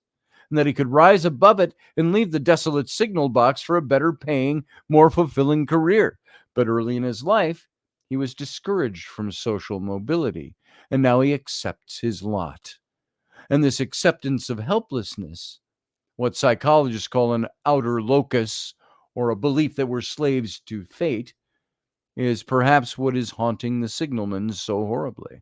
And the ending, as those of you who know, who have read it, or seen the brilliant 1976 adaptation by Lawrence Gordon Clark, is troubling, to say the least. And one of Dickens' most philosophical tales. It's deeply existential, and it's thoroughly haunting. And those are my 7. But you have to have an honorable mention in here. The Goblins Who Stole a Sexton. And it's not quite a ghost story, but it's certainly supernatural. This Christmas time tale is a blend of Washington Irving's The Legend of Sleepy Hollow and Rip Van Winkle, as it follows a hateful miser who's walking home on a dark winter's night when he's ambushed and spirited away by a goblin in a graveyard. Possessions of his are found in the cemetery in the morning, and the wicked fellow is assumed dead. But a decade later, he returns to tell his story. And this lively and fascinating little sketch was a predecessor of A Christmas Carol. And it's a series of supernatural beings use telepathic visions to reform a misanthropic miser. But it's far shorter than A Christmas Carol. Both creepy and charming. It follows well in Irving's footsteps. Washington Irving being Dickens' literary idol, a master of the darkly comic supernatural tale, and the man whose Yuletide fiction was responsible for turning Dickens onto Christmas before Christmas was that popular in Britain. So very interesting stuff tonight. There you go. And that's all I got on Dickens. And I think it becomes pretty apparent how he became the master of the ghost tale, and he is the one who really brought ghost stories into Christmas tales. So there we go. Now we're done with the topic. That only took an extra 45 minutes from what our original topic time was on the radio show. So here we are. Merry Christmas, Eddie Castle. I see you over there. Merry Christmas. Day after tomorrow. Tomorrow being Christmas Eve. I have my daughters flying in from out of town tomorrow. And there was one gift I was making for my one daughter that I have not finished. I hope to have time to get it to it before they get here. But of course, we have to re-clean the house. Those of you who have children know exactly what I'm saying. Rainey has been cleaning stuff up all day, just moving stuff around that we take for granted as we walk around here. A box piled up there in a corner or something, and she went through all that stuff. But we cleaned the other day, and it was spotless. But we cleaned too far in advance. So I got to wash blankets and sheets because we're letting them use the master bedroom when they get here. So I see Uncle Dave is here. So all I see is his icon, though. Is he really there? That's a good question. Huh? Really here. There he is. Oh, he just said I'm here, and then he went back out. I'm here. I'm here. Are you unpresentable? Is your hair not done? Yeah, it's late. I didn't shower today. Late, unshowered, and I spent the day doing art stuff. Unkempt. Yeah. So did I. I spent the day working on websites and stuff like that. So I started Valhalla the other night, and I'm unhappy with it. So I've been painting and repainting, and I'm about to just take a roller and paint the whole canvas over. I have been there. I know exactly what you're talking about. I had several unfinished paintings laying around here from years gone by. So I have one from 20 years ago. That I can see the finished painting in my head. I can't get it. And I haven't had a problem with any of the others, but this one I can't put on canvas in the perspective that I want. It's very frustrating. I've been there. I have a picture in my head, and it's why can't I look at that picture and draw what I'm seeing? I I've got that unfinished, that big Marilyn Monroe face painting that love is that. about 4 feet across. Love Here. that. Hang on, folks. I'll show you this. While you're digging that out, I just want to. So when you were talking about Dickens and Christmas Past and Christmas Present and all those, it dawns on me that the Coca-Cola Santa Claus is based on the Christmas Past. I missed part of that, Dave, because I had to go in the other room to fetch these. The Coca-Cola Santa Claus, which Yeah. doesn't look like Santa Claus ever did up until 1940, really, except that when you describe Dickens' view of Christmas Past, the large gregarian, Christmas Present, the big gregarious character. That is the Coca-Cola Santa Claus. He is, except in Dickens, I think he has a red beard in Dickens. They take his beard white and stuff. They take his beard white. They put him in the red and white suit because of Coca-Cola and all that. Take away the long robes because when you think of Father Christmas was not a heavy set. St. Nicholas and Father Christmas was generally thin, wore a long floor length robe, and had like sort of that Victorian house coat sort of look to him. Are you buffering bad, rapping dog, or am I? Everybody else, is the broadcast looking good, or is it buffering? Sorry, we don't notice it on this end if it's happening. Occasionally, you stopped and buffered during the show. It's the weather here. We have such cheap ass internet here that none of it was really long, so I didn't worry about it. Oh, that's good. And the audio didn't seem to buffer. It was just the picture would stagger a little here and there, and then it would catch up. Good. Well, here, I've got a couple of old paintings here. This is one, I have these two, and they've been around. You've seen them both, Dave. But this is a painting I did in 1984. It's acrylic because I didn't like oils. I didn't like waiting for it. But this is a painting from 1984. I don't know why I was inspired to do this originally. But I did this painting of this. I've always loved that. Yeah, he's a fighter pilot from World War I always II. thought that was your great-grandfather or grandfather. No. It's just somebody I made up. And so you can see in this, I can't really get him much closer. But yeah, it's fine. The whole thing shows. You can see some of the detail. And I wanted to look that way. And these things, these little symbols that they painted on the side of their planes. Yep, they represent what he shot down. Initially kind of sloppy because they were hand painted by the pilots. But I went back a few years later and I cleaned them up. But the date on here with my signature is 1984. So that's something I did. That's 39 years ago. I painted this. I graduated high school in 82. I was in college in 84. But this one, I can date this to a period of time when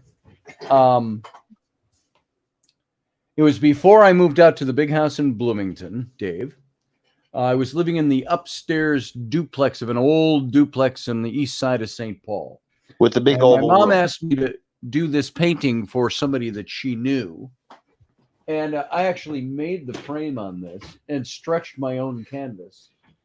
And I started this, and I just never finished it. There was no problem with my mom over it. I just said I can't do it. And this is oils, but that's this painting.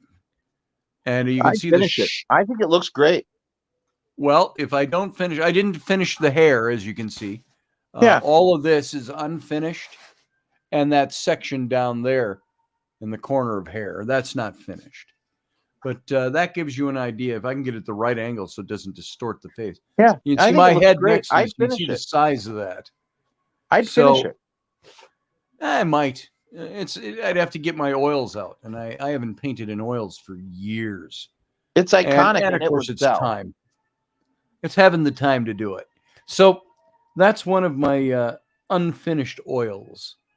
And she doesn't have any sheen or gloss in this eye, which makes the eye look fat. The face needs layers still, but it's. Oh yeah.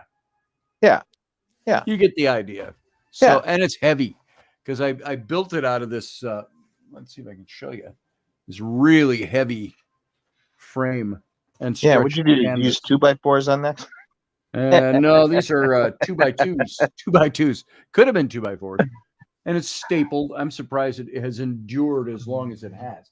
But this would have been in 2003, so 20 years ago.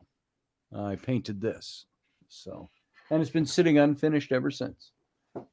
I got another one that's this size, vertical, of Rainy on wood. It's like a wooden door of some kind, a small wooden door built out of several slats, antique all on its own. And I started painting a portrait of Rainy about this size, and I never finished it because I didn't like it. I thought it sucked. I did. I had started this subject matter, bathroom, but because it just did not look good. when And I so lived in the when I lived in the house on Blaisdell and I was dating Susan. We had this I remember that tiny place. little bathroom, and it had tile up about the first 4 feet. And so what I did is did a Trumplo of there. I can't think of the artist's name off the top of my head, but he did a whole series of Roman bath paintings. And I did it as though you were standing against one of the marble walls, looking over the marble wall, and the bath was on the other side, and had the figures in the tub and stuff. And then it wrapped around. The shower was at the end and stuff. And so I did it like you were just in a stall within the Roman bath. And then on the inside of the door, which was just a cheap hollow core door that the landlord had put on there, I painted that white and had a figure of a woman who was wrapping a robe around herself. And when I got it all done, damned if it didn't. I didn't use Susan as the model. I used the painting as a model, but the face turned out very much like Susan. Everyone thought it was Susan. In fact, Susan always made me hang a towel or a robe over the door when we had company because she thought people would think she had posed for that. Oh. And so I was living with Did she Peter not like it? It's you think if she liked it, she'd be proud of that. Hey, it I was mostly nude. It was mostly nude. And so she didn't want all the guests to see images of her nude, even though it was not her. But they would think that it was her because the face looks so like her. Sure, sure. My roommate at the time, his girlfriend, his living girlfriend, and I think you know her, I won't say her name, but his living girlfriend was an art student getting her degree in art. And she didn't like the bathroom because there were all these nude figures. And I'm like, you do medical drawings for a living. I don't understand. It's art. What? Wow. How are you offended by art? You know, I could understand if they were graphic poses or something like that. It's classic art of a Roman bath, and there was nothing lewd or anything about any of it. I just was like, okay, whatever. Sure. But I was not 100% finished when the landlord decided to sell the house. And so he said, well, what do you want to do with that? And I said, well, if you pay me, I'll finish it and leave it. If you don't pay me for it, I'm just going to leave it as it is. Yeah. Like, you can paint over it. I don't care. I've had hundreds of paintings painted over. That's what happens when you paint a wall. Sure. I had a big canvas once. I don't know where I think he kept the door. I was working on a painting, and this it wasn't meant to be a religious painting, but it was on a religious topic of Jesus speaking to a crowd. But I had it in the city near the temple steps. And so he's sitting on the dusty temple steps. There's tree around him, and they're on the outskirts of the temple. And there's people kind of gathered all around the little path there and up on the stairway all around him. And I started painting that. And for some reason, I got tired of it, and I painted over it and painted something else on top of it. But I don't remember what I painted. It might have been one of these, for all I know. I don't know. I'd have to dig down and find out. Someday someone's going to do an X-ray of Marilyn and go, oh my God, he painted over a religious icon. He painted over Jesus. Yeah, exactly. And so I've got more things that I've thrown out or done away with or something like that. I've got sitting in front of me here. I was looking for I did a painting of my ex-wife, Annette, when I don't think you ever saw this. It might have been before I even met you, Dave. It was way back in the late 80s. Her in the red And- bikini? No, I did one of her in a black bikini, though. Her that she black has. bikini? I've Yeah. actually got the face portion of that here that I was just saving to show a little bit of painting faces and portrait work and so on. I got to save it as a PDF, though, to be able to pull it up on. Let's see. Let me get in there and save it. But yeah, I did a painting of her that was larger than life size, about the size of this Maryland painting, and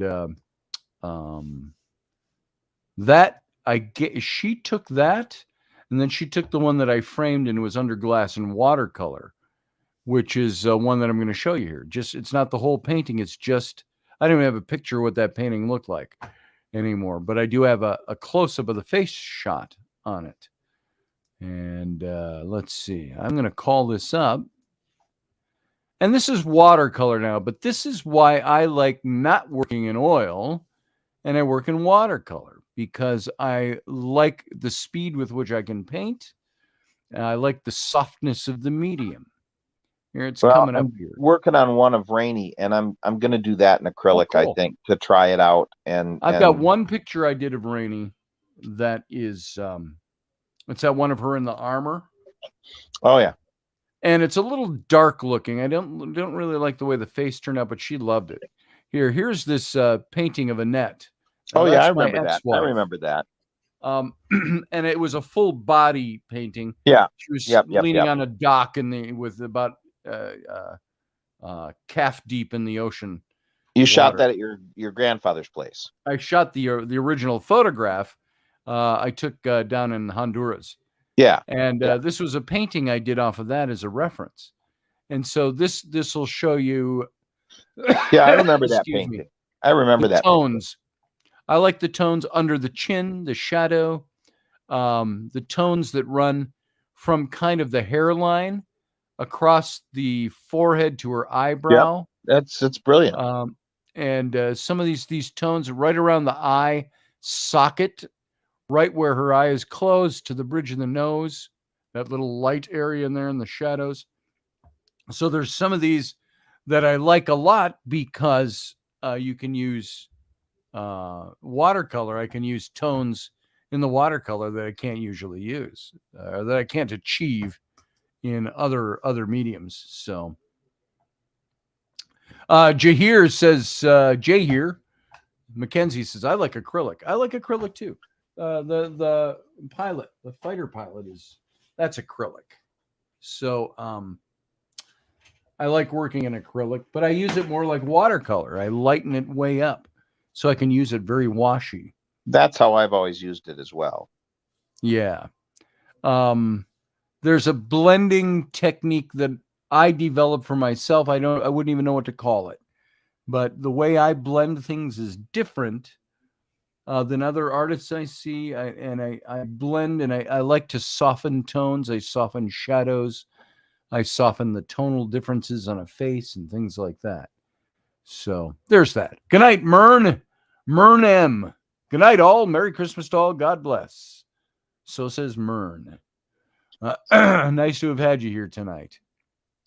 Field Guy says people are offended by anything. I don't know what you're referring to there. Oh yeah, they are. People. I think he's talking about when the roommate was offended by the nudity in the.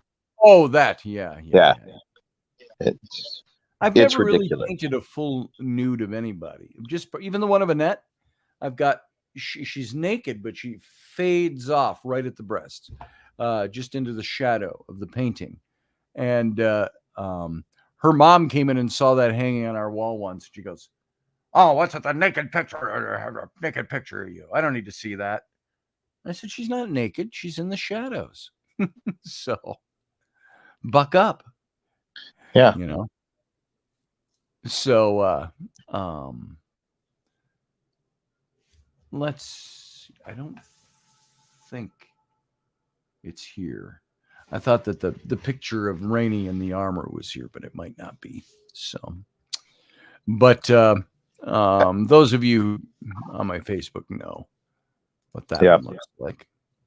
I did more work on the Rembrandt yesterday or day before yesterday and got that posted. And I've been working on 3 different paintings, and I haven't posted any of that stuff. I have to update those posts, but I'm not ready to where I want to post that yet. And partially because I got stuck on Valhalla, which is just not so frustrating because I can see the finished picture in my head. Sure. And it's just not lining up on canvas right. And I hear that. So in my research for Valhalla, I found these great shots in Norway of the Northern Lights. Okay. Yeah. The Aurora Borealis. Yeah. And they get vivid colors in their Aurora Borealis, including sometimes they'll get what looks like a band across the sky that's like a deep, intense rainbow that's moving. And I'm like, I wonder if that's the origin of the Rainbow Bridge for Valhalla, because it looks like a bridge crossing the sky, and it's this rainbow color. See, now is the Rainbow Bridge associated with Valhalla? I don't know, but I always associate that with pets, because they talk about pets dying and crossing the Rainbow Bridge. Asgard has the keeper of the Rainbow Bridge that allows you into Valhalla. You have to cross that bridge. And so I'm like, now that I see that, I'm like, I'm sure that's where the ancients, they saw that Aurora Borealis going across the sky into the mountains and thought that must be the path to Valhalla because it looks heavenly, you know? Yeah. Well, what do you think? Is that what you think it is? That's what I'm using to visualize, because in the painting, the way I see it, the doors to Valhalla, everything is black. Okay. The doors to Valhalla are open and light is pouring out from within. Okay. That's what's illuminating the painting. The light source is the interior of Valhalla. And warriors are walking up the path, which will be the Rainbow Bridge, to Valhalla. And as they get to the door, they become corporeal. As they are further away, the Vikings entering Valhalla are fully solid Vikings, right? Yeah. A few feet down the path, you can see vividly their shoulders, but they sort of fade off to a mistiness beneath them, right? And then further down the line, they're just sort of this translucent Viking image. And so that as they get closer to entering Valhalla, they regain their form. Okay. And such. And so recently I've decided what I want is to have enough sky above this image of Valhalla to have Northern Lights above, have this Rainbow Bridge sort of creating the path into, have some of the mountain range in the background behind them. I think maybe I just have too many elements happening in the painting. It's just not working for me. So yeah. Well, that's possible, I suppose. Too many elements in the painting. I've done that before. I kind of feel like Mozart. There can't be too many elements. There are the right number of elements that I need to tell the story. There's too many notes. Yeah, I know. It's like, how can there be too many notes? There are the right number of notes. It's like the right number of notes. Yeah, but the fact that I'm telling myself that there are too many notes tells me that I might be right. You might be right. I don't tell yourself there's too many. Don't listen to everybody, but sometimes I do listen to myself when I'm so strongly opposed to what I'm doing. Yes. Hey, Sarah. Hello, Sarah. How are you? Hey guys, happy holidays. Happy holidays. Merry Christmas to you. So I say Merry Christmas. I don't care. You can say Merry whatever you effing want. Merry, Merry, Merry. I am not a merry man. Yeah. Always comes back to Star Trek. Here, I've got a semi-naughty picture I can show. This is not a painting. It's not an oil painting. It's not a watercolor, but it is a modification of photographs. It's a digital painting. And Dave, you've seen this, and some people have seen this before. This is Rainey is totally naked in this picture, but it's hidden well. And it was, I did this, I have this printed on a business card of mine. You know which one I'm talking about now. Yeah. I never worry about it. It's a business card. Rady's been naked in front of me so many times in my life that I just like, yeah, whatever. I know. And that's the thing, you know. And she doesn't care as much. She doesn't care about it anymore, really. It's just kind of whatever, you know. But she's always been kind of whatever. So is her sister. It's this business card that I have. And I use this to show that I am a digital illustrator, and I've used it at art shows. So here is this. We were talking about portraits and things that we do. So now that's a picture of Rainey and me, and it's digital modification. I actually changed out. I had that dog in there, and I thought, why don't I have Lucy in there? So I put a picture of Lucy in there, and I just changed the wrong one over to a PDF to show you. But so there's Rainey blowing bubbles. The old joke comes in. I had to put in my chest scar. That tattoo on her leg is actually on the back of her shoulder blade. And I'm drawing I love you on her back. So this is a totally different medium, and I'm showing it. Ladies and gentlemen, this is any Saturday afternoon over at the Roberts house. This is just the way life rolls over there. Yes. And nothing prurient or sexual about it, although it might be interpreted as sensual in the long run. You know, that's just those Olsen girls. They just don't like clothes. I don't know what it is. I don't know what it is. So that was a fun picture to do. That took me hours and hours, actually weeks, because I had to keep going back and modify certain. Rainey didn't like her nose was a little too light. It was the way the light was hitting her nose. So I went in and I fixed the nose so it didn't look that way anymore. Some things like that. So, you know, constantly going in and tweaking and stuff like that. So blah, blah, blah. There's that. So how you doing, Sarah? I'm hanging in there. I'm counting the days till Christmas. So I'm ready for it. Day after tomorrow. Yeah. Do you guys have any special Christmas traditions that you do? Traditions I used to. It seems that they've all gone to the wayside, which makes them not very good traditions. I've got to revive traditions, but I know when we put up the tree, for example, we've got traditions. We have to play old cheesy Christmas music from the 40s and the 50s and the 60s on old LPs on the record player because that's the way you do it. Dad. Yeah.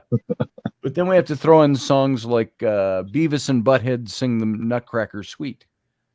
So he said Butthead. That's pretty much it. It's like you hear this ding, ding, ding, ding, ding, ding, ding, ding, ding. And in the background, you hear him going, and then you hear which one is Beavis, which one's Butthead. He goes, this is cool. Is this Ozzy? And And so, you know, we got those that we throw in there. But so we do Christmas tree and Christmas music. And I generally, for Christmas Eve, do my dad's special Christmas meatballs. And it's nothing special. It's just something I learned back when my kids were little, almost 30 years ago. Little balls out of hamburger, and he cooks them. And I cook them. I do. I make meatballs, and I fold onion into them and different spices, and but then I put them in a crock pot. Once I've browned them, I put them in a crock pot with a big jar of Welch's grape jelly. It has to be Welch's, and a couple of bottles of Heinz chili you sauce. You say ketchup. Oh, good. Okay. For a second, you're going to say ketchup. I dump those in, and you let them brew up, and man, those are good. So that's a Christmas tradition. That's all we got. How about you, Sarah? No, we don't really celebrate Christmas. Oh, you don't celebrate Christmas? I was going to say I didn't think so, but yeah. I mean, usually, you know, family. We have some family coming visiting, but I mean, but even the past couple of days, it's just been so cold. I mean, so last time I checked the weather. You just observe the holiday because the holiday's there. Might as well have friends and family over. Mostly family, but I mean, because Okay. everybody's, at their own house and all that. So. Sure. But I mean, I just checked the weather like about before I came for the show and everything. The wind chill is -21 here. Oh my God! I wish it That's was that about warm what it here. is here. No, I think No. it's worse over here. They were Yeah, you talking guys have it worse.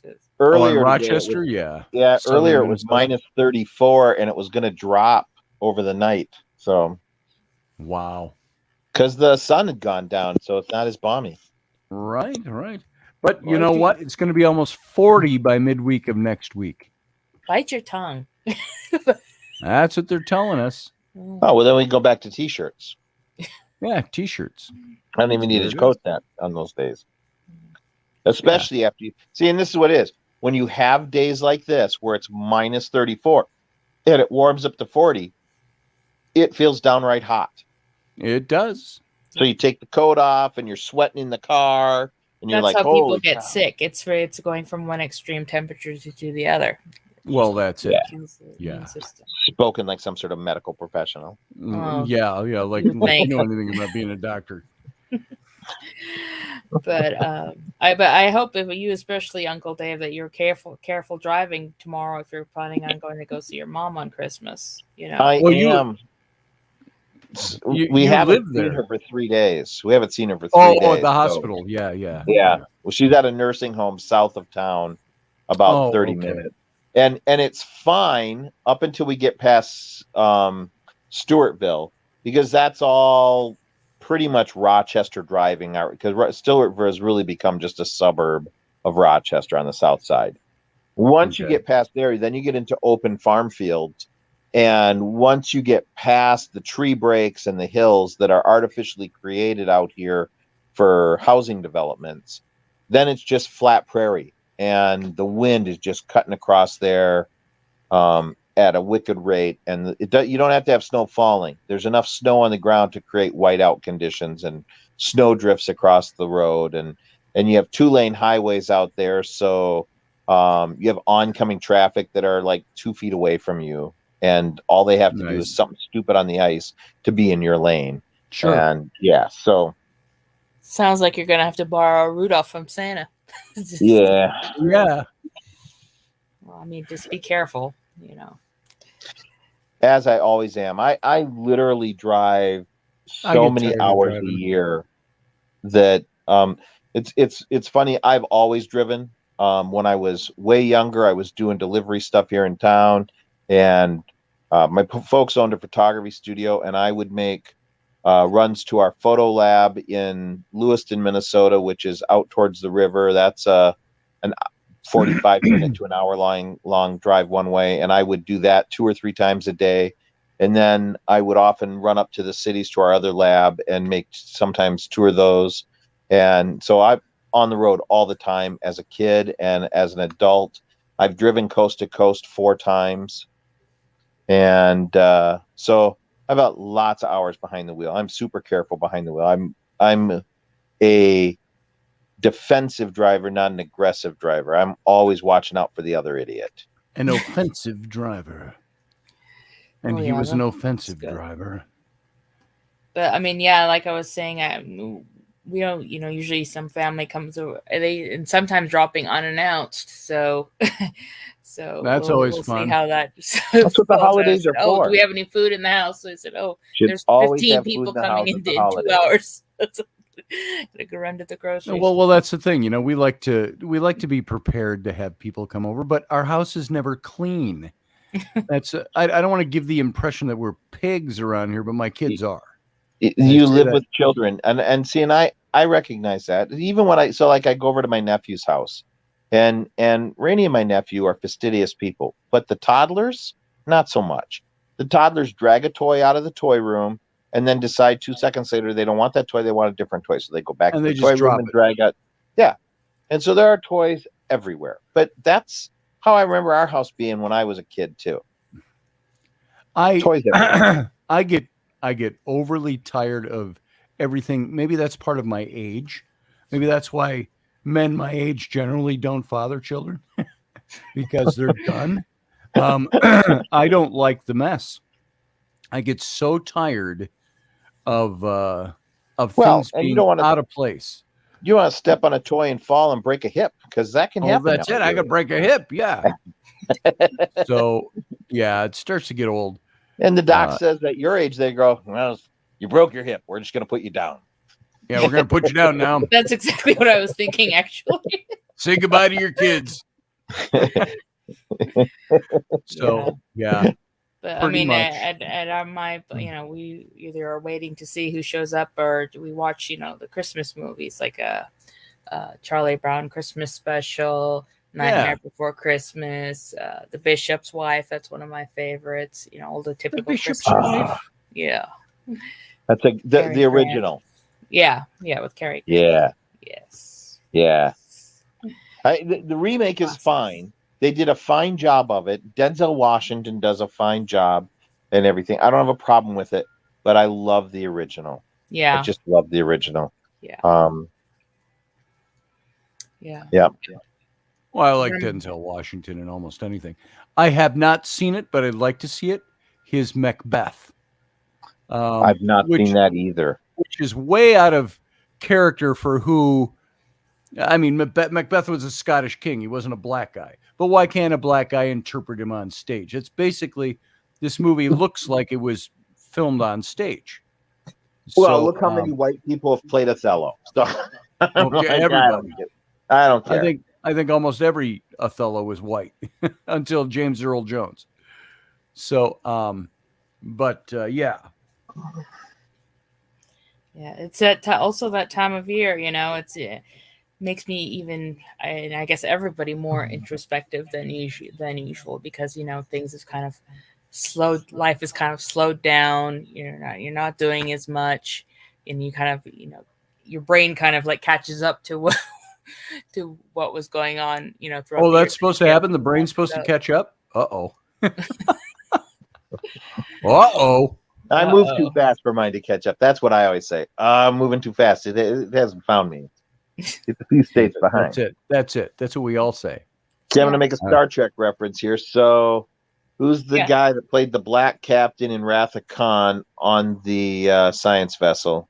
I don't remember his name. Paul something. Paul something. He played Othello. Oh, did he? He's known for his Othello. I want to say he is no longer alive, but I don't know that for sure. No, he is, I believe. I don't think he's passed. Okay. But he is well, there's just a lot of Shakespearean actors that get drug into Star Trek. I don't know how that is. But what's with that? But when you look at it, a lot of them, Shatner was, Nimoy was, Patrick Stewart was. I think Brent Spiner did a lot of Shakespeare in his youth. He did a lot of Shakespeare in Star Trek too, as well. Ariel, he did Ariel. But it makes you kind of like think about, like you were saying, those Victorian Christmas stories. The ghost stories at the end of the year. Because I see a lot of parallels between A Christmas Carol and Dante's Inferno. It's that whole cautionary tale, change your ways, or this is what's gonna happen to you. And, through Scrooge, people ability to change gives them hope. For change. On the other side, going the other direction on that spectrum. The concept of ghosts and stuff like that for Christmas, Doctor Who's Christmas Story often deals with some sort of paranormal type thing happening around the Christmas season for their Christmas specials. Yeah, that's like a modern Christmas story. Christmas story. But I mean, that's pretty cool. Consider European and British culture. That they're a lot more. It's more interculturally embedded than we have here in the U.S. We kind of take it first from the skeptical standpoint, and they're particularly the British Isles and stuff. They're coming from directly from the point of a believer. It's like we have to work at it more to get there. Right. Get there, but and an interesting fact, I'm not sure if it's true or not because I read about it a long time ago, is that places like London and in England, there's not a lot of snow and everybody, when you think of Dickens stories, we always think about them, being cold and snow. And it was said that, I think the 7 years or the time span in which he wrote those stories, it snowed every year. So that's why it always snows in Dickens stories. And that kind of got translated to, the other. Interesting. Because I'm sure Wendy could probably corroborate or, correct me because she's there, but. Well, I know. Well, Britain also went through a great ice age. You look at the mini ice age, they called it.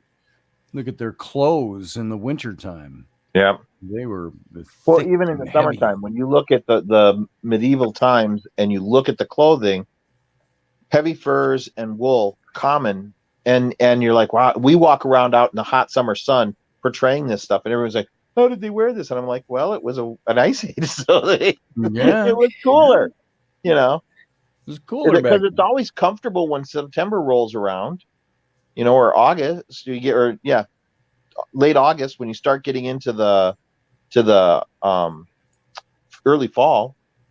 Yeah, I always think of Queen was it Victoria, Elizabeth? She has those giant muffs.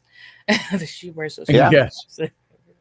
Yeah. By the way, I want to say hi to Anita Palmer. She may already be gone. That was at 10:56, which, believe it or not, was 15 minutes ago.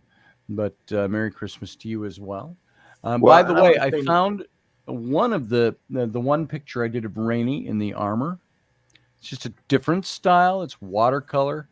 I cracked this out in a day because it was for a gift, and I wanted to get it done in time for Christmas about 6-7 years ago. So there's that picture. Oh, yeah. I did of Rainey. So I just happened upon that while we were talking. Turn off that banner. There you go.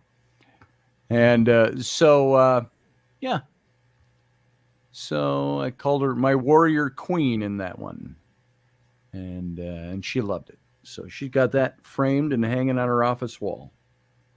So, were you able to finish all of your Christmas gifts, Uncle Dave, that you said you were trying to get done before Christmas? I am not done with the portraits, and in fact, I've set the portrait stuff aside because I'm trying to get this Viking series done. We have a feast coming up in February, and I'd like to have them all on display because I will have by then had the photographs done and may even have prints ready or pre-orders for prints by that thing. And it's a huge Viking buffet thing that we're doing in a big feast in February, and there will be hundreds of Vikings there. And so hoping that I can pre-sell a whole ton of those and help bring income in. That'd be cool. It sucks not having income. Right. Ain't that the truth? And it's hard enough as a starving artist to make a living, but taking care of my parents and now having my mom in the nursing home, there's just no way to hold down any kind of 9 to 5 when every day I have to be in the car driving somebody someplace. Sure. And stuff and taking well, I'm care sure of they all the recognize that, stuff. and I hopefully help you out with that because I mean, they're on a insurance fixed should be income able as to well. help out. Insurance won't pay me because I'm a relative. If I were a non-relative, like if Scotty were doing the same thing I am, he'd get like several $100s a week just for doing it. And that to me says that whoever makes those rules up is not recognizing the fact that even family, as important as they are making rules that make you not be the person that takes care of your parents. Yeah. So and that's wrong. That's absolutely wrong. Mm-hmm. And it's like if we were to put mom in this nursing home permanently, we would literally have to turn over her Social Security and her pension checks to the facility. And it doesn't cost that much for her to have a single little room like she has there. That's ridiculous. Yeah. So you hear that? And then Dad and I wouldn't be able to afford the apartment, so we'd have to move out because we wouldn't be able to afford the rent here without having her income in the mix. Sure. So, yeah, it's It's a screwed up. Roger Rabbit says it's the same way when it's your own kid. That's the one who needs the 24/7 medical care. Yep. Coming from it's someone wrong. in the industry, I'm telling you, it's a rat race. I mean, it's even hard for. I couldn't us. imagine, Roger. And so you face the same thing with insurance not willing to pay you guys to take your time to take care of your own kid when you can't work. Yeah, When because you have to be there It's just- 24/7. Yeah. You know. I mean, That's even crazy. if you're not sick, childcare, it's the same thing. Oh You yeah. know, if they want people to work, then you got to do something with the kids until they're old enough to go to school. So Right.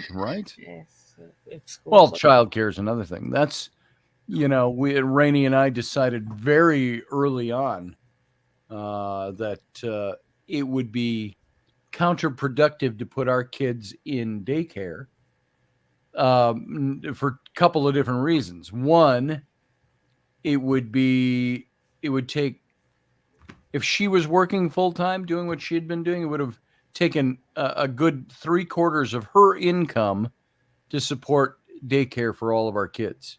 Yeah. At the times at their ages. And so there was that factor. And then there was the factor that, and we're struggling to make those payments so we can allow our kids to be raised by someone else for 9 hours a day. And I didn't like that factor. I think moms are the best daycare, or dads, whoever stays home. And I recognize the fact that men and women are different. Women are better nurturers than men. So women make much better moms than men. As a general rule, an overwhelmingly general rule. But so the decision for Rainey to not work and to stay home, she was a stay-at-home mom for 11 years before she started getting out and doing more massages, stuff like that. And what people don't realize is that yes, you're home, but it's still a full-time job. You're just not getting paid for it. Full-time job. Yeah, an unpaid full-time job. Even when you think your kids are starting to get old enough to figure things out and do things on their own, still a full-time job. Yeah. So there's nothing that Rainey does that Ellery does not want to attach herself to, which is nice in one respect. She's very attached to her mom. But Rainey yesterday, she said one point in the late afternoon, she goes, I'm going to go poop, then I'm going to shower, and then I'm going to take an Epsom salt bath, all in that order. I said, you sure that order? She said, yeah. I said, okay, have fun. And she walks to the back of the house, and Ellery walks in from the other room and goes, where's Mom? Like in a panic. I go, Mom is taking a shower. And she starts running to the back master bedroom. I'm like, leave your mom alone. Let her take a shower and a bath without you.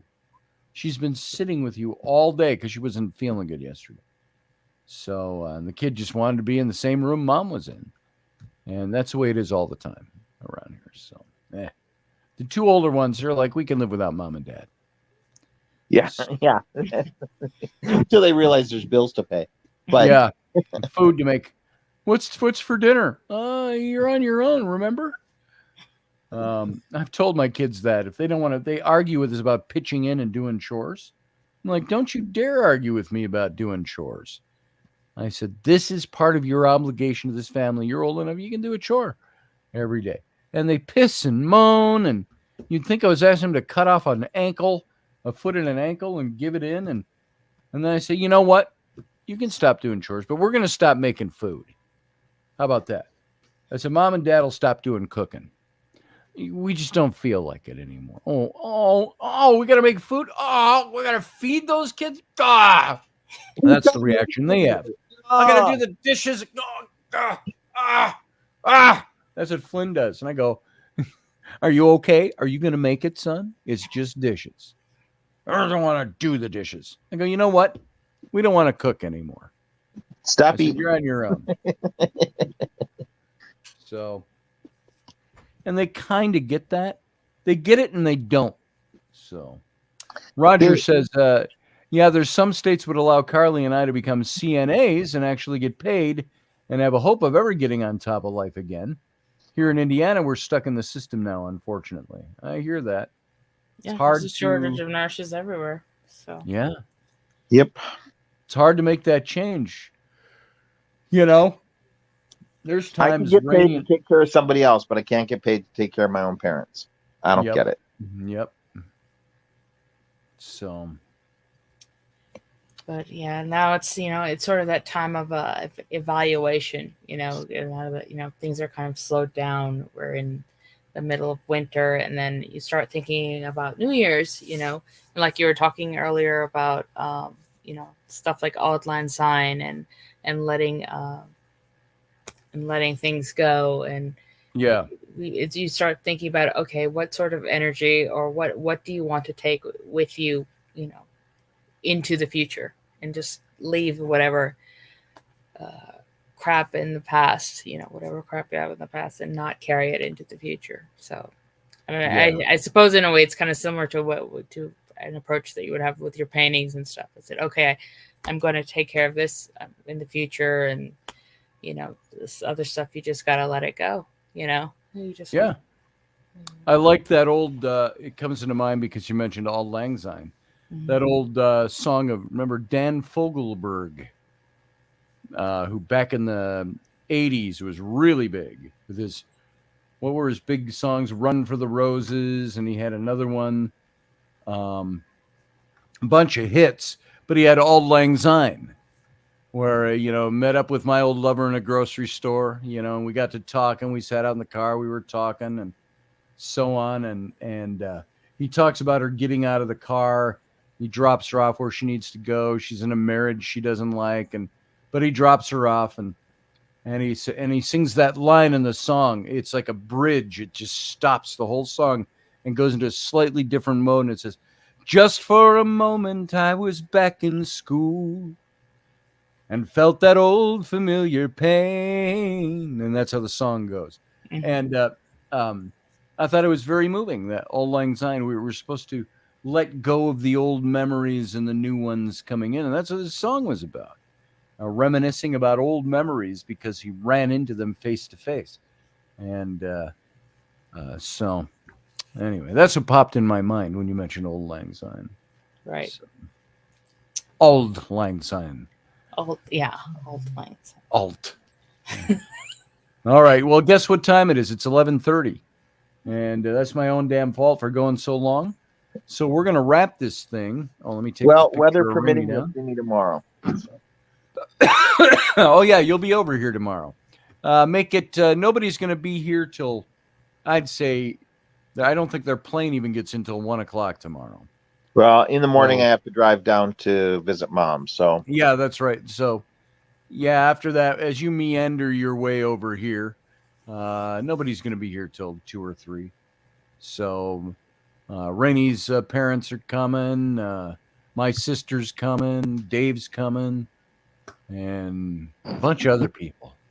Are you going to take Monday off for the holiday, or? Me? Yeah. Every day is a day off for me. No, I won't take Monday off. I won't be doing a Sunday morning show, though. Yeah. What? That's unless everything ends here. My daughters and Bryn's husband, they all have to go over to their grandmother's house on their mother's. Are they bringing Dakota? I don't know. I still don't know if Dakota's coming. I don't think so. I told them to pack Dakota. I even told I wrote Zach and said pack Dakota. He was up here 5-6 years ago. I know. And he and Rainey did not hit it off. So it's like Dakota and Rainey? It wasn't that they got along great. I thought that he and Rainey got into a spat or something. No. You're thinking of something totally different. Oh. No, maybe I think they're fine. No, maybe it was Annette. Maybe it was Dakota and Annette. Oh, it was Annette. Don't ever mix up Rainey with my ex-wife. I just remember there was a problem with one of the moms. It was Annette. Annette didn't like Dakota. Annette didn't like Zach at first. Annette discouraged my daughters from starting their mermaid business. Yeah. You're going to be just like your dad, and well, then. Okay, let's be honest. We both said, life as an artist, really, really hard. We didn't tell them not to do it, but it was like we did lay it out as honestly how hard it could be making a living doing art. I told them it could be, but I also told them, you follow your heart. You follow where you want to go. You make it work. And if you want it to work, you can make it work. I'm fully behind whatever you want to do.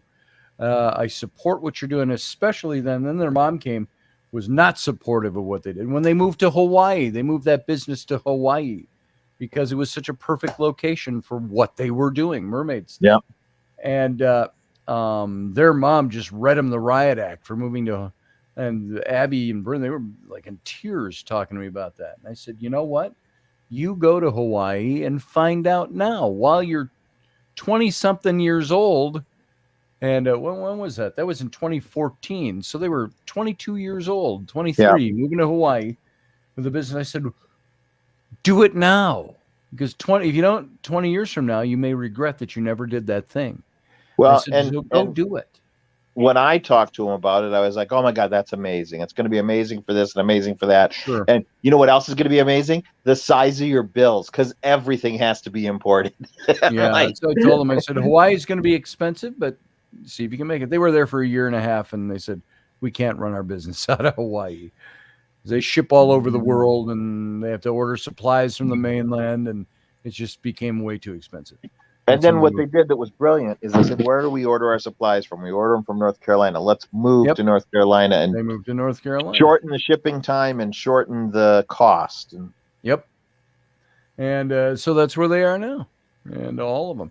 And the only person that's ever thrown up resistance has been their mother, my ex-wife, who was, as I've mentioned before, and it just keeps playing out in different scenarios. She was a thorn in the side to my family. My family being me, my daughters, and my son with her. And the best thing that could have happened to her, to my whole family, would have been for her to drop off the planet. Well, and let's face it, the hardest thing for her is that all three of her kids are just like you. They are. She can't stand it. Sam looks just like you, and all three of them look like me. The girl, well, the girls look like your mom, but to some extent, but they follow in your footstep as artists. Well, the girls, they're twins, they're identical twins, but of course, Abby is the spitting image of my mom at the same age, which is crazy. The spitting image. I put a old black and white photo of my mom, and she had, the kind of cat-shaped glasses from the 60s, and was always pretty and always did her makeup and her hair, and she always looked good, and she had those wonky glasses on. Well, Abby had a pair that was kind of shaped like that, and I put those two up side by side, looked like the same person. So so they do pick up my trait, and I look like my mom more than I look like my dad. So we've all got my mom's gene. So, but yeah, their mother was a total discouragement to them whenever they did things. Now she's got better over in your mom's genes than you do. What's that? They look better in your mom's genes than you do. I'm just saying. Oh yeah. I don't look good in my mom's jeans. They don't fit. So, but I will say that in talking about this at the last minute of before we sign out for the program is that their mom was always somebody I extended an olive branch to, always. But she always spit it back in the face, sometimes literally. And where would she come when she had a problem? She came to me. But, there was the time, I've told this story, and you've heard it before, Dave, I know. But the one time Sam was 4, and we were in the upstairs of that old duplex. He was 3, I think, 3 years old. And he's standing on the sofa looking out the front windows down onto the front lawn. And he said, "Mom's here." And I said, "No, your mom shouldn't be here. It's middle of the week." "Well, she's here." And he yells, "Hi, Mom," out the window. It was summertime. Spring, and I looked down, and sure enough, there's a net out on the front path up to the house, the walk up to the house. And but it was what she was wearing that threw me.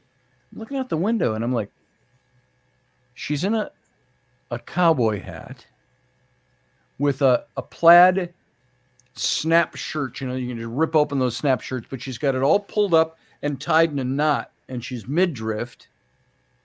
and she had the shape for it. And she had little Daisy Duke cut off blue jean shorts, and those long skinny legs of hers, and cowboy boots. And that's how she's dressed. And she's standing out there, and she's got kind of one knee kind of goes in. She puts a finger in her mouth, literally a finger in her mouth, stereotypically, and says, "Can I come upstairs?" And I looked at Sam. I said, "Should we let her in?" He said, "Yeah." That's his mom. So we let her in. And apparently she was in hiding. She had gotten fired from her job at the school as an assistant because she bit a kid's finger. And a kid was poking at her, and she bit his finger. Not a good thing to do in public school. And so she was hiding out. And she came and stayed at my house for a week. And now nothing happened, but she dressed that way to manipulate me. I remember I came down to let her in the door, and my neighbor's out in his front yard, and he's raking. So it had to be autumn, early autumn, because it was warm outside. She's wearing shorts. He's raking leaves, and he kind of does one of these. He looks at me over. He sees her. He doesn't know who she is. He sees this hot little blonde in that outfit, and hears her saying, "Can I come up and stay?" And I come in, I let her in, and he looks over at me while he's raking, and his eyebrows go up. He's kind of like, well, Scotty. And I look at him, I just shook my head. She's going in. I go, "Don't even." I said, "I'll tell you later." So anyway, but that is the woman that now she sees the error of her ways, because Abby and Bryn are the millionaires in the family. They made it good. They're in their 11th year of business. But she discouraged them every step of the way until she saw that they were successful. And she hopped on that bandwagon. So I always said to my kids, you do it now. If you have to get a job you don't like someday when you're in your 30s or your 40s, because this didn't work out, worry about that in your 30s and 40s. I said, right now, you have to go do what you want to do, or you'll be sorry you never did it. You'll be disappointed. That sounds similar to your friend's book that you just recently finished. Yeah. Exactly. And so it's just good sound advice. You know what? They made it good. And by being in North Carolina, they met their respective men. Bryn married Zach, but what did Zach bring to the table? Zach is my son-in-law who owns the tattoo shop. He's not a tattoo artist. He's the business tattoo side shop. of it. Tattoo shops, plural now. They are probably the most high-end, classy place you'd want to get a tattoo. It's like $1,500 just to get a consultation. They're not even laying ink that day. They're just talking about what they want, what you want to have. I think that $1,500 has to come in when you schedule it. You got to lay down the money. Yeah, they're booked out for months and months and months in advance. And but he brought that same acumen to Bryn's company, his girlfriend's company. Started helping them market things. And I believe that they have made over the last, when did they meet? 6-7 years ago? Yeah, easy. 7 years ago. And not long after they left Hawaii in 2015 and went up there. So 7 years ago-ish. And they've been married for 3.5. And so he brought that to their company and helped them take their wonderful creative ideas and bring them into practical financial models. And I think that is what has extended the life of their business into what it is now, beyond just an initial few years at it.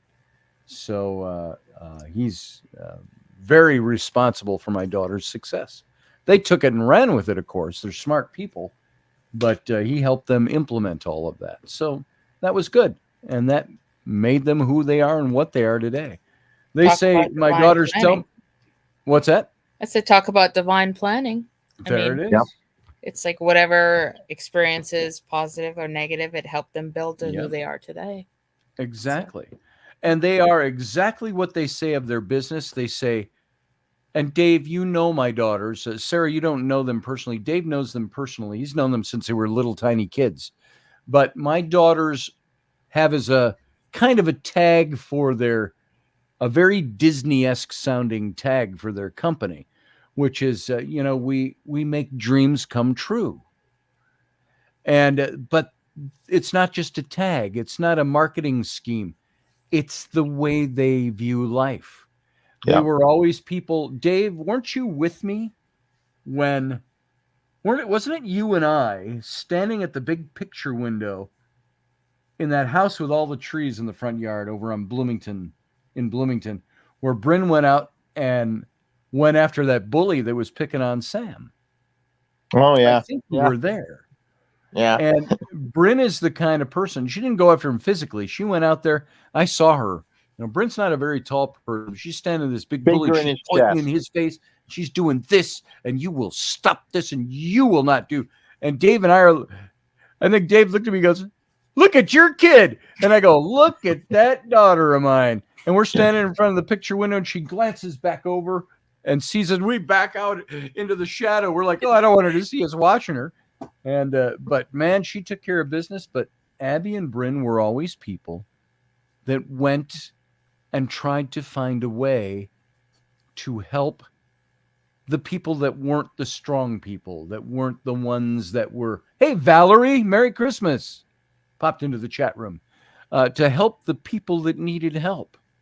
They befriended people like the girl in the wheelchair, who I remember. I don't remember her name. Now, they had friends that were just like them as well, but they went out of their way to help people. And you remember their friend Ethan, who sadly committed suicide. But they were good friends with him, and he was struggling with whether or not he was gay. And that has tragically really affected Abby. It has. That left a deep scar for her. It really did. That was when he committed suicide, which had to be almost 10 years ago now. That just absolutely crushed my daughters and just destroyed Abby. And because they all loved each other, they were good friends. And they thought he was doing pretty well. He struggled with depression. The last they had talked to him, and they thought he was doing really well. They had come up from out of town. They had seen him and visited him. The next they hear, he committed suicide within days. And so it's a real thing. And but these are all things that shaped who my kids are. When they say as a tag for I listen to them say, "We make people's dreams come true." And they talk to me sometimes, "Dad, we live a fantasy life. We can't believe how lucky we are." And I said, "First of all, it ain't luck. You made this. You are who you made yourselves become." And they are, I wish they were going to be here so I'd have them on the radio show with me. They're going to be here, I think, through Monday. So maybe Monday night. You could record something. I could record a show with them. But they are probably, now I know intelligent people and I know wonderful people. The two don't always mix. You don't always have the wonderful, cheery, loving person who is an intellectual. That doesn't usually happen. And vice versa. You don't have the intellectual who's a warm, caring, loving, we make your dreams come true type of person. What I've seen in my daughters as they've grown out are two very intelligent people who run a business and are millionaires, have made this business work, and they are loving and caring and giving of themselves. And they genuinely care about their people. Like what they're doing. They care about their clients. And of course they're in what they're doing to make a living. Obviously, that's again a big duh. I said that earlier. Was it on the show today or somewhere else? Here's the thing. I follow one of their clients on Instagram. Mm-hmm. Mermaid Serenity. She goes by. Yeah, I think I follow her too. She posts content pretty much every day. Mm-hmm. She always mentions FinFolk. Always tags them. She owns some tails that are other than theirs, but pretty much lives by her Finfolk product, and is just a wonderful person, and says stuff like, I'm getting to live my dream because of people like the girls at Finfolk. There it is. And there it is. My daughters, and thank you, Val. Yes, you're correct. Not all of us can have it all, just a handful of us. So I agree with you. That's true. That's true. But my daughters, a few years ago, when was it that I was looking at some of their stuff? When they do these specials, they had like 500,000 followers on their it's an Instagram page. The Christmas they brought Zach back. The Christmas they brought Zach back, they had ordered in a shipping container full of product. Okay. Yep. That they had custom made and sold it out all that weekend. It was Thanksgiving weekend. And they do that. Here's the idea. Their business model, they make the mermaid tails, the handmade ones that cost you $5-6 grand. They still make those. They make their cloth tails. They still make them and sell them. They're neoprene tails. And it's like a lightweight scuba diving type of material. But they do dresses and leggings and all kinds of stuff. They do the tops, the silicone tops, and all the accoutrement. They do stuff all the time, but they have quarterly sales. And just to give you an idea, like that weekend Dave mentioned, there has never been a time where they haven't said, I say, hey, how'd the sale go today? They'll put up seasonal for the quarters, new tails they've designed. And they'll make up, 500 tails. This one Dave was talking about, 500 tails, all done, pre-done for this sale. And they have this sale. They launch it in 20 minutes. They sold out. And they charge about $1,200 to $1,500 a piece for those tails. Yeah. Now you can do the math in your head. What's 500 times $1,000? What is that? That's $500,000 in 20 minutes they made. Plus, because the tails were more expensive than that. And whatever. So all of that to say, they do that 4 times a year plus their regular business. So my daughters do okay. They found a model that works, and they've got 500,000 followers the last I looked. I don't even know if you can gauge their followers. Let's see. If I looked at Instagram, you can go find them, by the way. Go look at their Instagram. They are Finfolk, Finfolk. Let's see. Let's see if that's how they are. I don't know if they have productions on or if it's just Finfolk. Search. If I just put in Finfolk,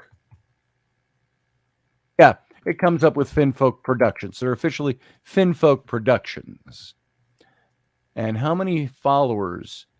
This says they have 443,000 followers on this Instagram. So I was exaggerating out of my bad memory. But that's just the Instagram. I think their Facebook account is larger. Yeah, their Facebook, they've got their pod on Facebook, their special group for business that has, like if I look up the, I don't know if it'll even tell me, Finfolk, I'm just looking on Facebook. I'm curious. Pod Squad members only. You have to be a member only to get in there.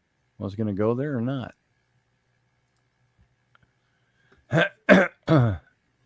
See if it gives us numbers. No, they don't have numbers on this. Doesn't tell you. But they've got almost all those people in that as well. So if you go, folks, if you want to go over to Finfolk Productions, if you're on Instagram, you too, Sarah, you're sitting there. If you go to Instagram, you have an Instagram, Sarah? No. Oh, okay. Then never mind. But for anybody who does, I'll check them out. I just posted the link there in the chat room. That's great. You can go check them out. And it's got pictures of all their mermaid tails. And they've got all these models from around the world that will buy their tails and model their tails and have professional photographers taking pictures. You go in here, there is so many pictures from professional models around the I world. didn't will realize model the their mermaid business was that big. I just didn't. Yeah, didn't these are either. beautiful. I'm looking at it Yeah. right now. Oh, thank you. Yeah. If you scroll down, you'll see some of those where they've got like 8 different tails in one Mhm. thing, one picture. They do the tops. Those are silicone. And they And hand paint all of these. Mermaid Serenity has tons of film footage of her swimming around the reefs and stuff. Plus, she also works at some sort of an aquatic park, and they have shots of her in the tank interacting with the kids and stuff like that. But the stuff that she does in the ocean is amazing. There's one Yep. day she's swimming along and came over this reef right next to a scuba diver who was down there. His initial reaction was, "Holy crap!" Now, there's a girl. I say a girl. It's only because she's young. I know her. It's a friend of theirs. She's in a lot of these pictures. She does some of the tops. She's in one of the pictures. She's dressed like Princess Leia in the slave costume. Oh yeah. But that's a good friend of theirs. She works for them full time. They have 8 full-time employees, I think. They're still a small company, but they employ these people. My daughters, just to tell you the kind of people they are, they will take their employees, all 8 of them, plus themselves and their spouses and friends of theirs. Every year they go down for an annual Disney World trip, and they pay for everybody to go, all their employees to go, because they don't want any of that. They all work together and they all love each other and like each other and hang around together, and they work all day together. And they take them on vacations together. So, that's the way my daughters are, the kind of people they are. And I'm proud of them. That's why I'm talking this way about them. So I have to brag on them a little bit. I never guessed. So, yeah, you scroll through that. There's some good pictures of them somewhere. I wonder if they've sold any in Vegas, because they have mermaids all over in Vegas. They've done stuff they've done stuff everywhere. Yeah. Yeah.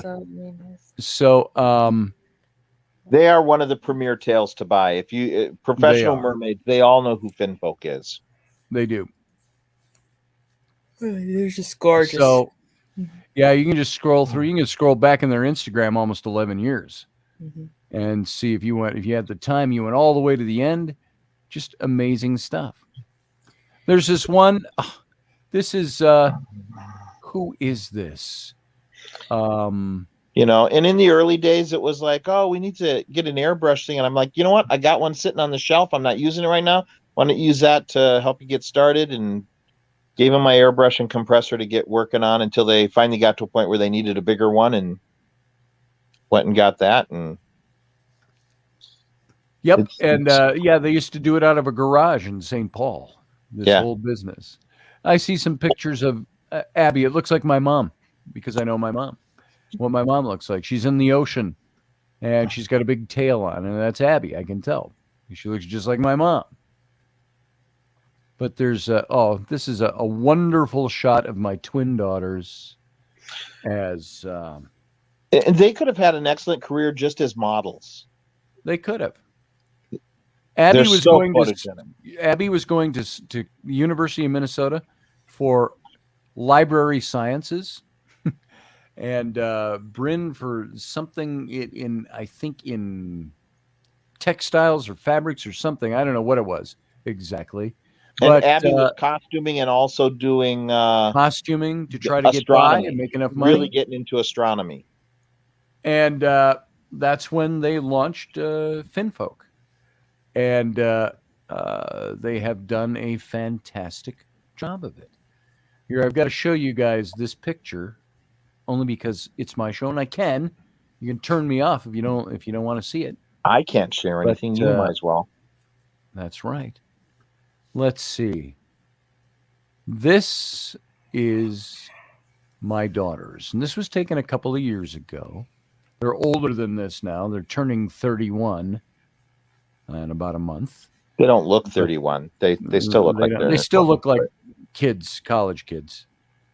Let's see. Let me find this picture to upload into the radio show. Upload file, and it is somewhere in here. Well, Not seeing it. Hang on. I got to see what it's called. Oh, screenshot. I didn't rename it. So let me find it. Screenshot. There it is.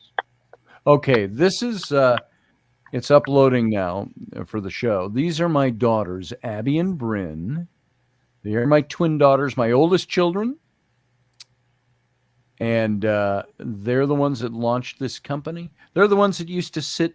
I'd have a big drawing table at standing height over on the east side of St. Paul in that house. And I used a door, a hollow core door, as my desk. It fit perfectly in this niche. And I had to just trim it a little bit. And I had it at a little angle. And I would draw there, stand and draw. They would get up on stools and they'd lay down like this with their feet up behind them. And they'd draw pictures on either side of me as they were growing up.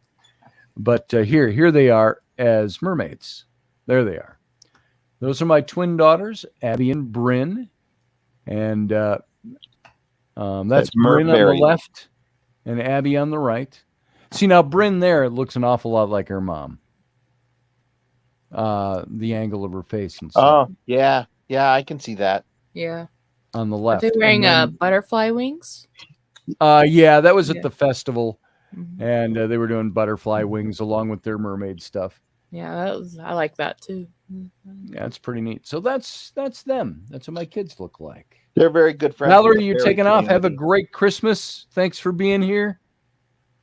It's time for my butt to go to bed, she said. Well, you have a good night with your butt. And that sounded wrong, but I think you get me. So there it is. That's it. And this picture was from, if I were to look at when they posted this,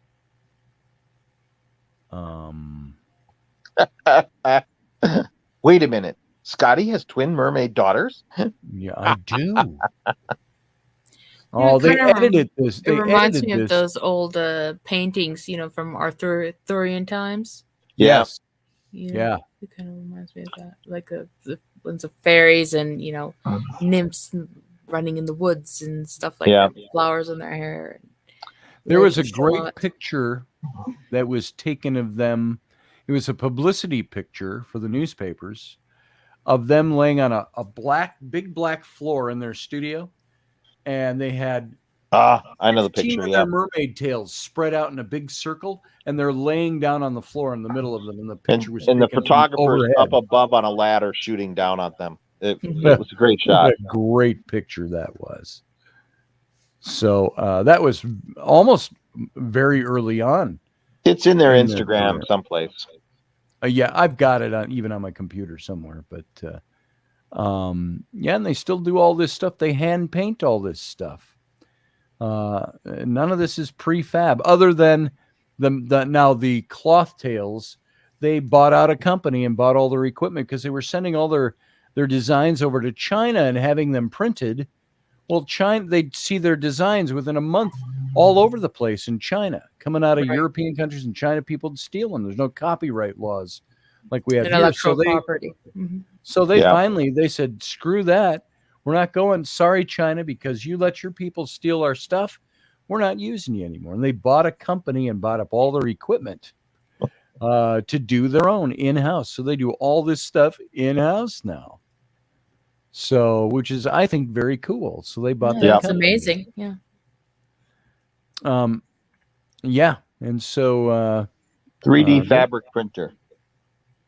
What's that?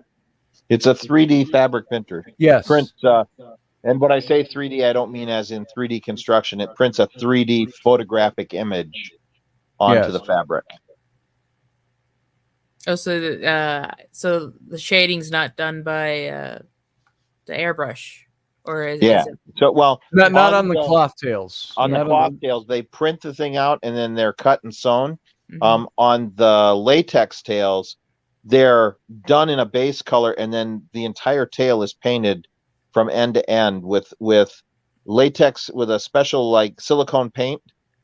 They're like I said latex, they're silicone tails, but then they paint with a special silicone tail or paint, and then do all there are some parts of it that are hand brushed to get the highlights, and they're brilliant. They're just they're amazing.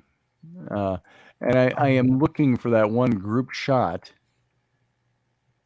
I've got some of their very early pictures in my files here from when they had their friend Maddie would visit them in Hawaii, and they'd do all kinds of photo shoots in tails under the water and all this wild stuff. I'm looking for that one in particular, that one shot where I think Abby took some publicity shots. Just, it's my own kid, so I don't talk weirdly about this, but a sexy shot. She's laying in a tank top, a skimpy tank top and skimpy Daisy Dukes, airbrushing on a mermaid tail out on a table in the backyard with junk all around her. And I'm like, Abby, did you intentionally have that picture taken that way? Because that's going to attract a lot of guys. But there it is. Anyway. I know it's in this file because this is my big Finfolk file. I'm just looking for the photo so I can show you this picture before it goes away. Or before we're done with the show, I meant. Be nice to see some mermaids on a tumbler too. Yeah, I would love to do some tumblers for them. Now they manufacture all their stuff. I do some designs for them for leggings, for their mermaid leggings and stuff. And why is this not? I'm not seeing the picture in here, so it could be just I'm in the wrong file. But they do all kinds of stuff and manufacture all kinds of things. And I've done illustrations for them and designed things for them. And I went down once for almost a month, and I painted murals on their walls, 75 feet of walls on their main floor of their warehouse, where they do all their offices. Their offices are in there, and their work is in there. And here it is. Here's the mermaid tail publicity shot that I will share with you now as soon as I resave it as a PDF. Did you paint the walls as an underwater scene, or? It's all underwater. It looks like you're on the ocean floor. And it's, if you go to my website, ScottAlanRoberts.com. Alan is ALAN, in case it doesn't get you there. ScottAlanRoberts.com. Go to the murals link at the top of the page and scroll down. You'll see photos from that mural. And it's all underwater scenes. I got a sunken ship in there and the city of Atlantis way in the distance, way at the back of the room where the what is it, about 65 feet of wall space, and then it turns, and so it's on the back wall. You'll see that there's even a video in there, I believe, of that whole thing. The day I had to leave it, and it's still unfinished. I haven't been down there in 4 years to do any more painting on it. But for those of you interested and still here, we still got a dozen people watching. Here is that picture. It's a publicity shot. Let's find it here for some reason. What is it? Finfolk publicity. There it is. Okay. This is a very early shot. Done, when I say very early, probably, I got to look at this. This was probably 2015-ish, somewhere in there, 2016 maybe. Here we go. I love this photo. Look at this one. There you go. Oh, yeah. Oh, wow. Yeah. That's my daughters, Abby and Bryn. And let's see, who is who there? That's Abby on the left and Bryn on the right. And that's a bunch of their tails they had made up to that point. So it almost looks like a mandala. It does. Yeah. It does. They have a shot of one that's kind of laid out like a mandala, a complete circle on a beach with tails and tops all laid out in a big, huge circle that's really gorgeous. So their site is simply finfolk.com. Used to be Finfolk Productions, And they finally, after 10 years of waiting, the Finfolk, Finfolk came available, and they grabbed it. And so you can go see their stuff over there. Makes me regret that I lived in a landlocked area. Yeah. But Well, they sell a lot in the They Midwest. started that in Minnesota, so that business, We have the lakes out there at least. Oh, we do have the lakes. Yeah. Well, You're in I'm a lot Massachusetts? more comfortable with them Right. swimming in lakes than I am with them Oh, yeah. swimming in the ocean. I don't want a shark to mistake one of them as a fish. So they say, oh, we went out for this deep dive in these caves. There's this one great shot that was taken of them from they moved down to Hawaii, and they moved down partially because they had at the time some good friends who were oceanic photographers, and they ended up moving and doing business together with them down there. And there's a shot of them coming down. You see them both coming down at an angle with the kind of the bubbles trailing behind them. They're swimming this way with fins on, scuba fins, and down into this cavernous coral reef. They're going down into that, and you see all the vegetation on the bottom and the light filtering through the ocean water. Just a gorgeous, gorgeous shot of them. And so that's what they did down there. So there it is. There. That's who's coming for dinner tomorrow. So magical people. They're very magical people, and they're the ones that took us all to Disney World last year. And wow, that's been over a year ago now. So, and the kids, I try to keep them to not do this. They'll talk to Abby and Brenda, the 8-year-old. When are you going to take us to Disney World again? I'm like, don't ask them that. If they're going to take us, they know they'll offer. I don't like them to ever think that I want to dig into them for anything. And but they're pretty amazing people. And I look forward to seeing them. Oh, and Sam's going to be here tomorrow too, Uncle Dave. Yeah. So at least I'm pretty sure he knows it's tomorrow. If it's not tomorrow, he'll be here on Sunday morning. But Scotty's younger doppelganger. Yes. Yeah. My man-child. I don't think I've seen all the kids together since the wedding. If they're all here tomorrow, they were all here on Memorial Weekend this last year. We took pictures of us shooting BB guns in the backyard and stuff. But Zach is coming up, and I'm not sure if Dakota is. They're all from Zach, born and bred in South Carolina. Yeah. So this kind of winter for him, it's going to be. They were posting pictures of him picking out a winter coat and boots and all that kind of stuff. Yeah. I saw that. Abby got a new coat for the winter. And I'm like, guys, we're not going to be outside much. It's too damn cold. But going from the car. Heated clothing. Yes. Yeah, but let's face it, they're not used to the cold. And the girls aren't used to it anymore either. They've lived in Hawaii and down south. And well, they grew up here, but I don't care. They've been away from it for so long that Hawaii they're not climatized. and North Carolina since 2014. They're not climatized to it anymore. Yeah. What? They know what to do in the cold, but they will freeze their little butts off. They will. Have to start a big bonfire or something. Yeah. In the living room.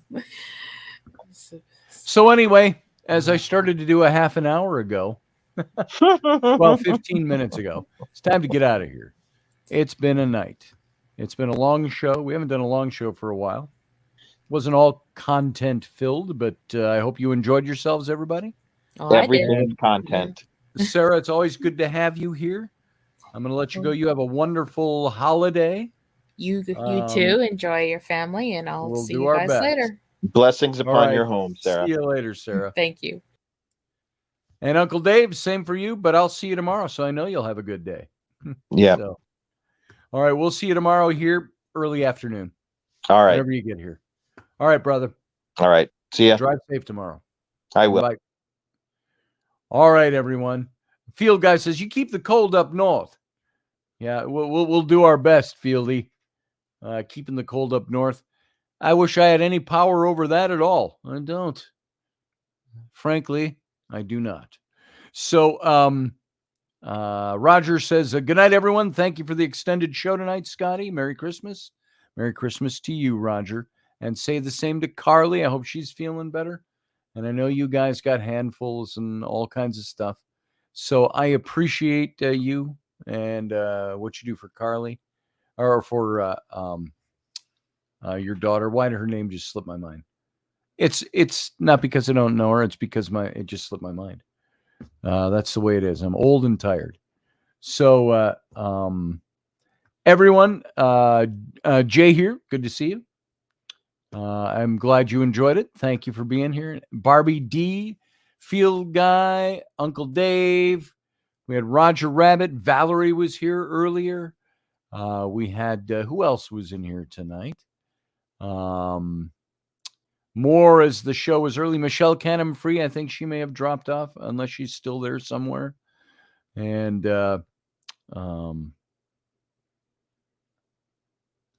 let's see. Anita Palmer was here. And Mern was here. Sarah, of course, he was sitting. A Grumpy Stack was here. I didn't even see him tonight. And Steve Clark was here. Philip Blair was here. Rapid Dog was here. And I don't know how many of you are still here. We got about 11 people still hanging out here, it says. So to all of you who are not here now, and all of you who are, and by the way, 19, Uncle Dave says we had 19 earlier. That's not the total complement of people who watch and listen to this show. That's the total who come into the chat room. So we have, we're doing this show for a lot more than 18 or 19 people, guys. I saw on my end, I saw 27 at one point tonight. So so that was kind of fun to see. We start getting up around 30 people. You can usually say there's 10 times that many people listening that aren't showing their faces in the chat room. Still here and stunned, says Rapid Dog. What's stunning you tonight? I hope the show stunned you, that it was good, that it was fun. And as for me, I don't know how tired I am yet, but I still have a present to get finished. That's artwork, and I haven't finished it yet. I'm hoping I have time to get it done. And yeah, the views keep adding 2 days after. Yeah, we don't have, I've noticed on YouTube, my numbers haven't gone up. We still have only about 1.2 thousand followers of this show. We occasionally break 100 in views of a program. We've had some of our programs that have gone up to 500 viewers. I don't get the millions. I don't even get the tens of thousands. It'd be nice to have that. You know why? This show could become my living if I had that kind of followership. Wouldn't that be nice if I could make this show my living and not just an extra thing I do on the side for maybe $100 a month? Thank you, Rapid Dog. Their business is amazing. They're amazing people. They're as amazing as that business looks because they're so real and genuine and just lovely people, and they're smart on top of it. So we should look at backing up the archive. Yeah, we should, Dave. Why don't you get started on that? Draw me up a plan. There's a lot of those shows I have in archive on my computer and on discs, but there's many I don't. So there's a good 800 plus shows that are archived right now on YouTube. So my wish for you, Captain. Thank you, Michelle. I appreciate that. I would do this show. We'd make it. I can guarantee you this.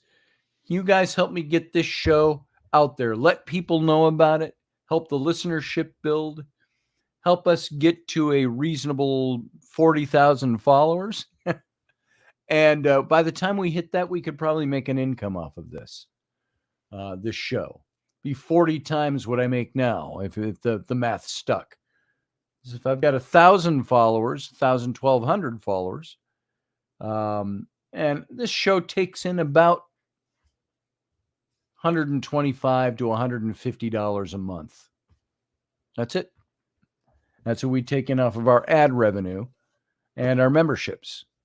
So, having said that, if we had 40,000 followers, and if the math worked, do you imagine 40 times that much? What's 40 times 100? I could live with that. So, yeah, 40 times that. What's 40 times 100? Is that $4,000? It'd be about $4,000 a month. I could live off of that and make this show happen. $4,000 a month is a bare minimum, though. I got to tell you that for getting by these days. We could take 2 terabyte external hard drives and just dump all that stuff on there. I've got 2 5 terabyte drives here right now. Dumping all that stuff, downloading it, ridiculous draw on my internet here. So high speed, it's not here. Although it's billed as high speed internet. We'll get it worked out. So it's 12:21. Says Michelle Canham-Free, you are right, and I got to get out of here. 2:20 a.m. here, says Rapid. You're 2 hours ahead of us? Where are you, Rapid? That it's 2:21 where you are. That would put you out beyond the East Coast, because the East Coast, it's 1:21. There, Barbie D, she's on the East Coast.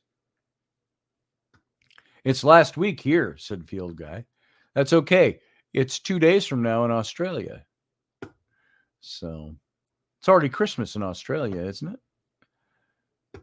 So there we go. Let's cut it right there. You guys, thank you for being here. Thank you for being faithful and loyal supporters of this show. Spread the word if you like the show.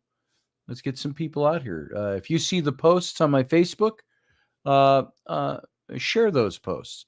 Try to draw in a broader audience. That'd be awfully nice. Because it really is. It's like anything else. Like I was talking about publishing today. If my publisher doesn't make any money off my books, guess who they won't be hiring to do another book? This guy. So it's all about disseminating information, getting a good book out there. But if the book doesn't make any money, your publisher's not going to keep you around too long or give you too many other projects. Same with this show. There's going to be a point where my wife says emphatically, that show, you don't make any money on that. You're spending an awful lot of time there. You got to cut it way back. Do a show a week, which is how we started 22 years ago. So you help us build this show and we'll make it the best show you have out there. Maybe it's got to work the other way. Maybe I got to make it the best show that draws people in. I don't know how people get 50,000 people following their shows on YouTube, but there it is. That's what I got to do here. So spread the word is all I can say. It helps get people in the door. I'll help keep them once they're here. So everybody, you have a good night. I will not be doing a Christmas morning show unless all my kids have to clear out of here early enough and we can maybe come on late in the morning. I think we did that last year or 1 year anyway. So when there was a holiday. So we right now are tentatively not planning to do a show on YouTube. So if you happen to see an announcement, it's because I said, hey, let's do a show. I got nothing else going on. So I think we did that on Easter, something like that. So anyway, long story short, we're done. Goodbye. Have a good night. Have a good Christmas. Live long and prosper. Join us every weeknight at 9 p.m. Central Standard Time, 10 p.m. Eastern. The Intrepid Radio Program, a Scotty Roberts Productions broadcast.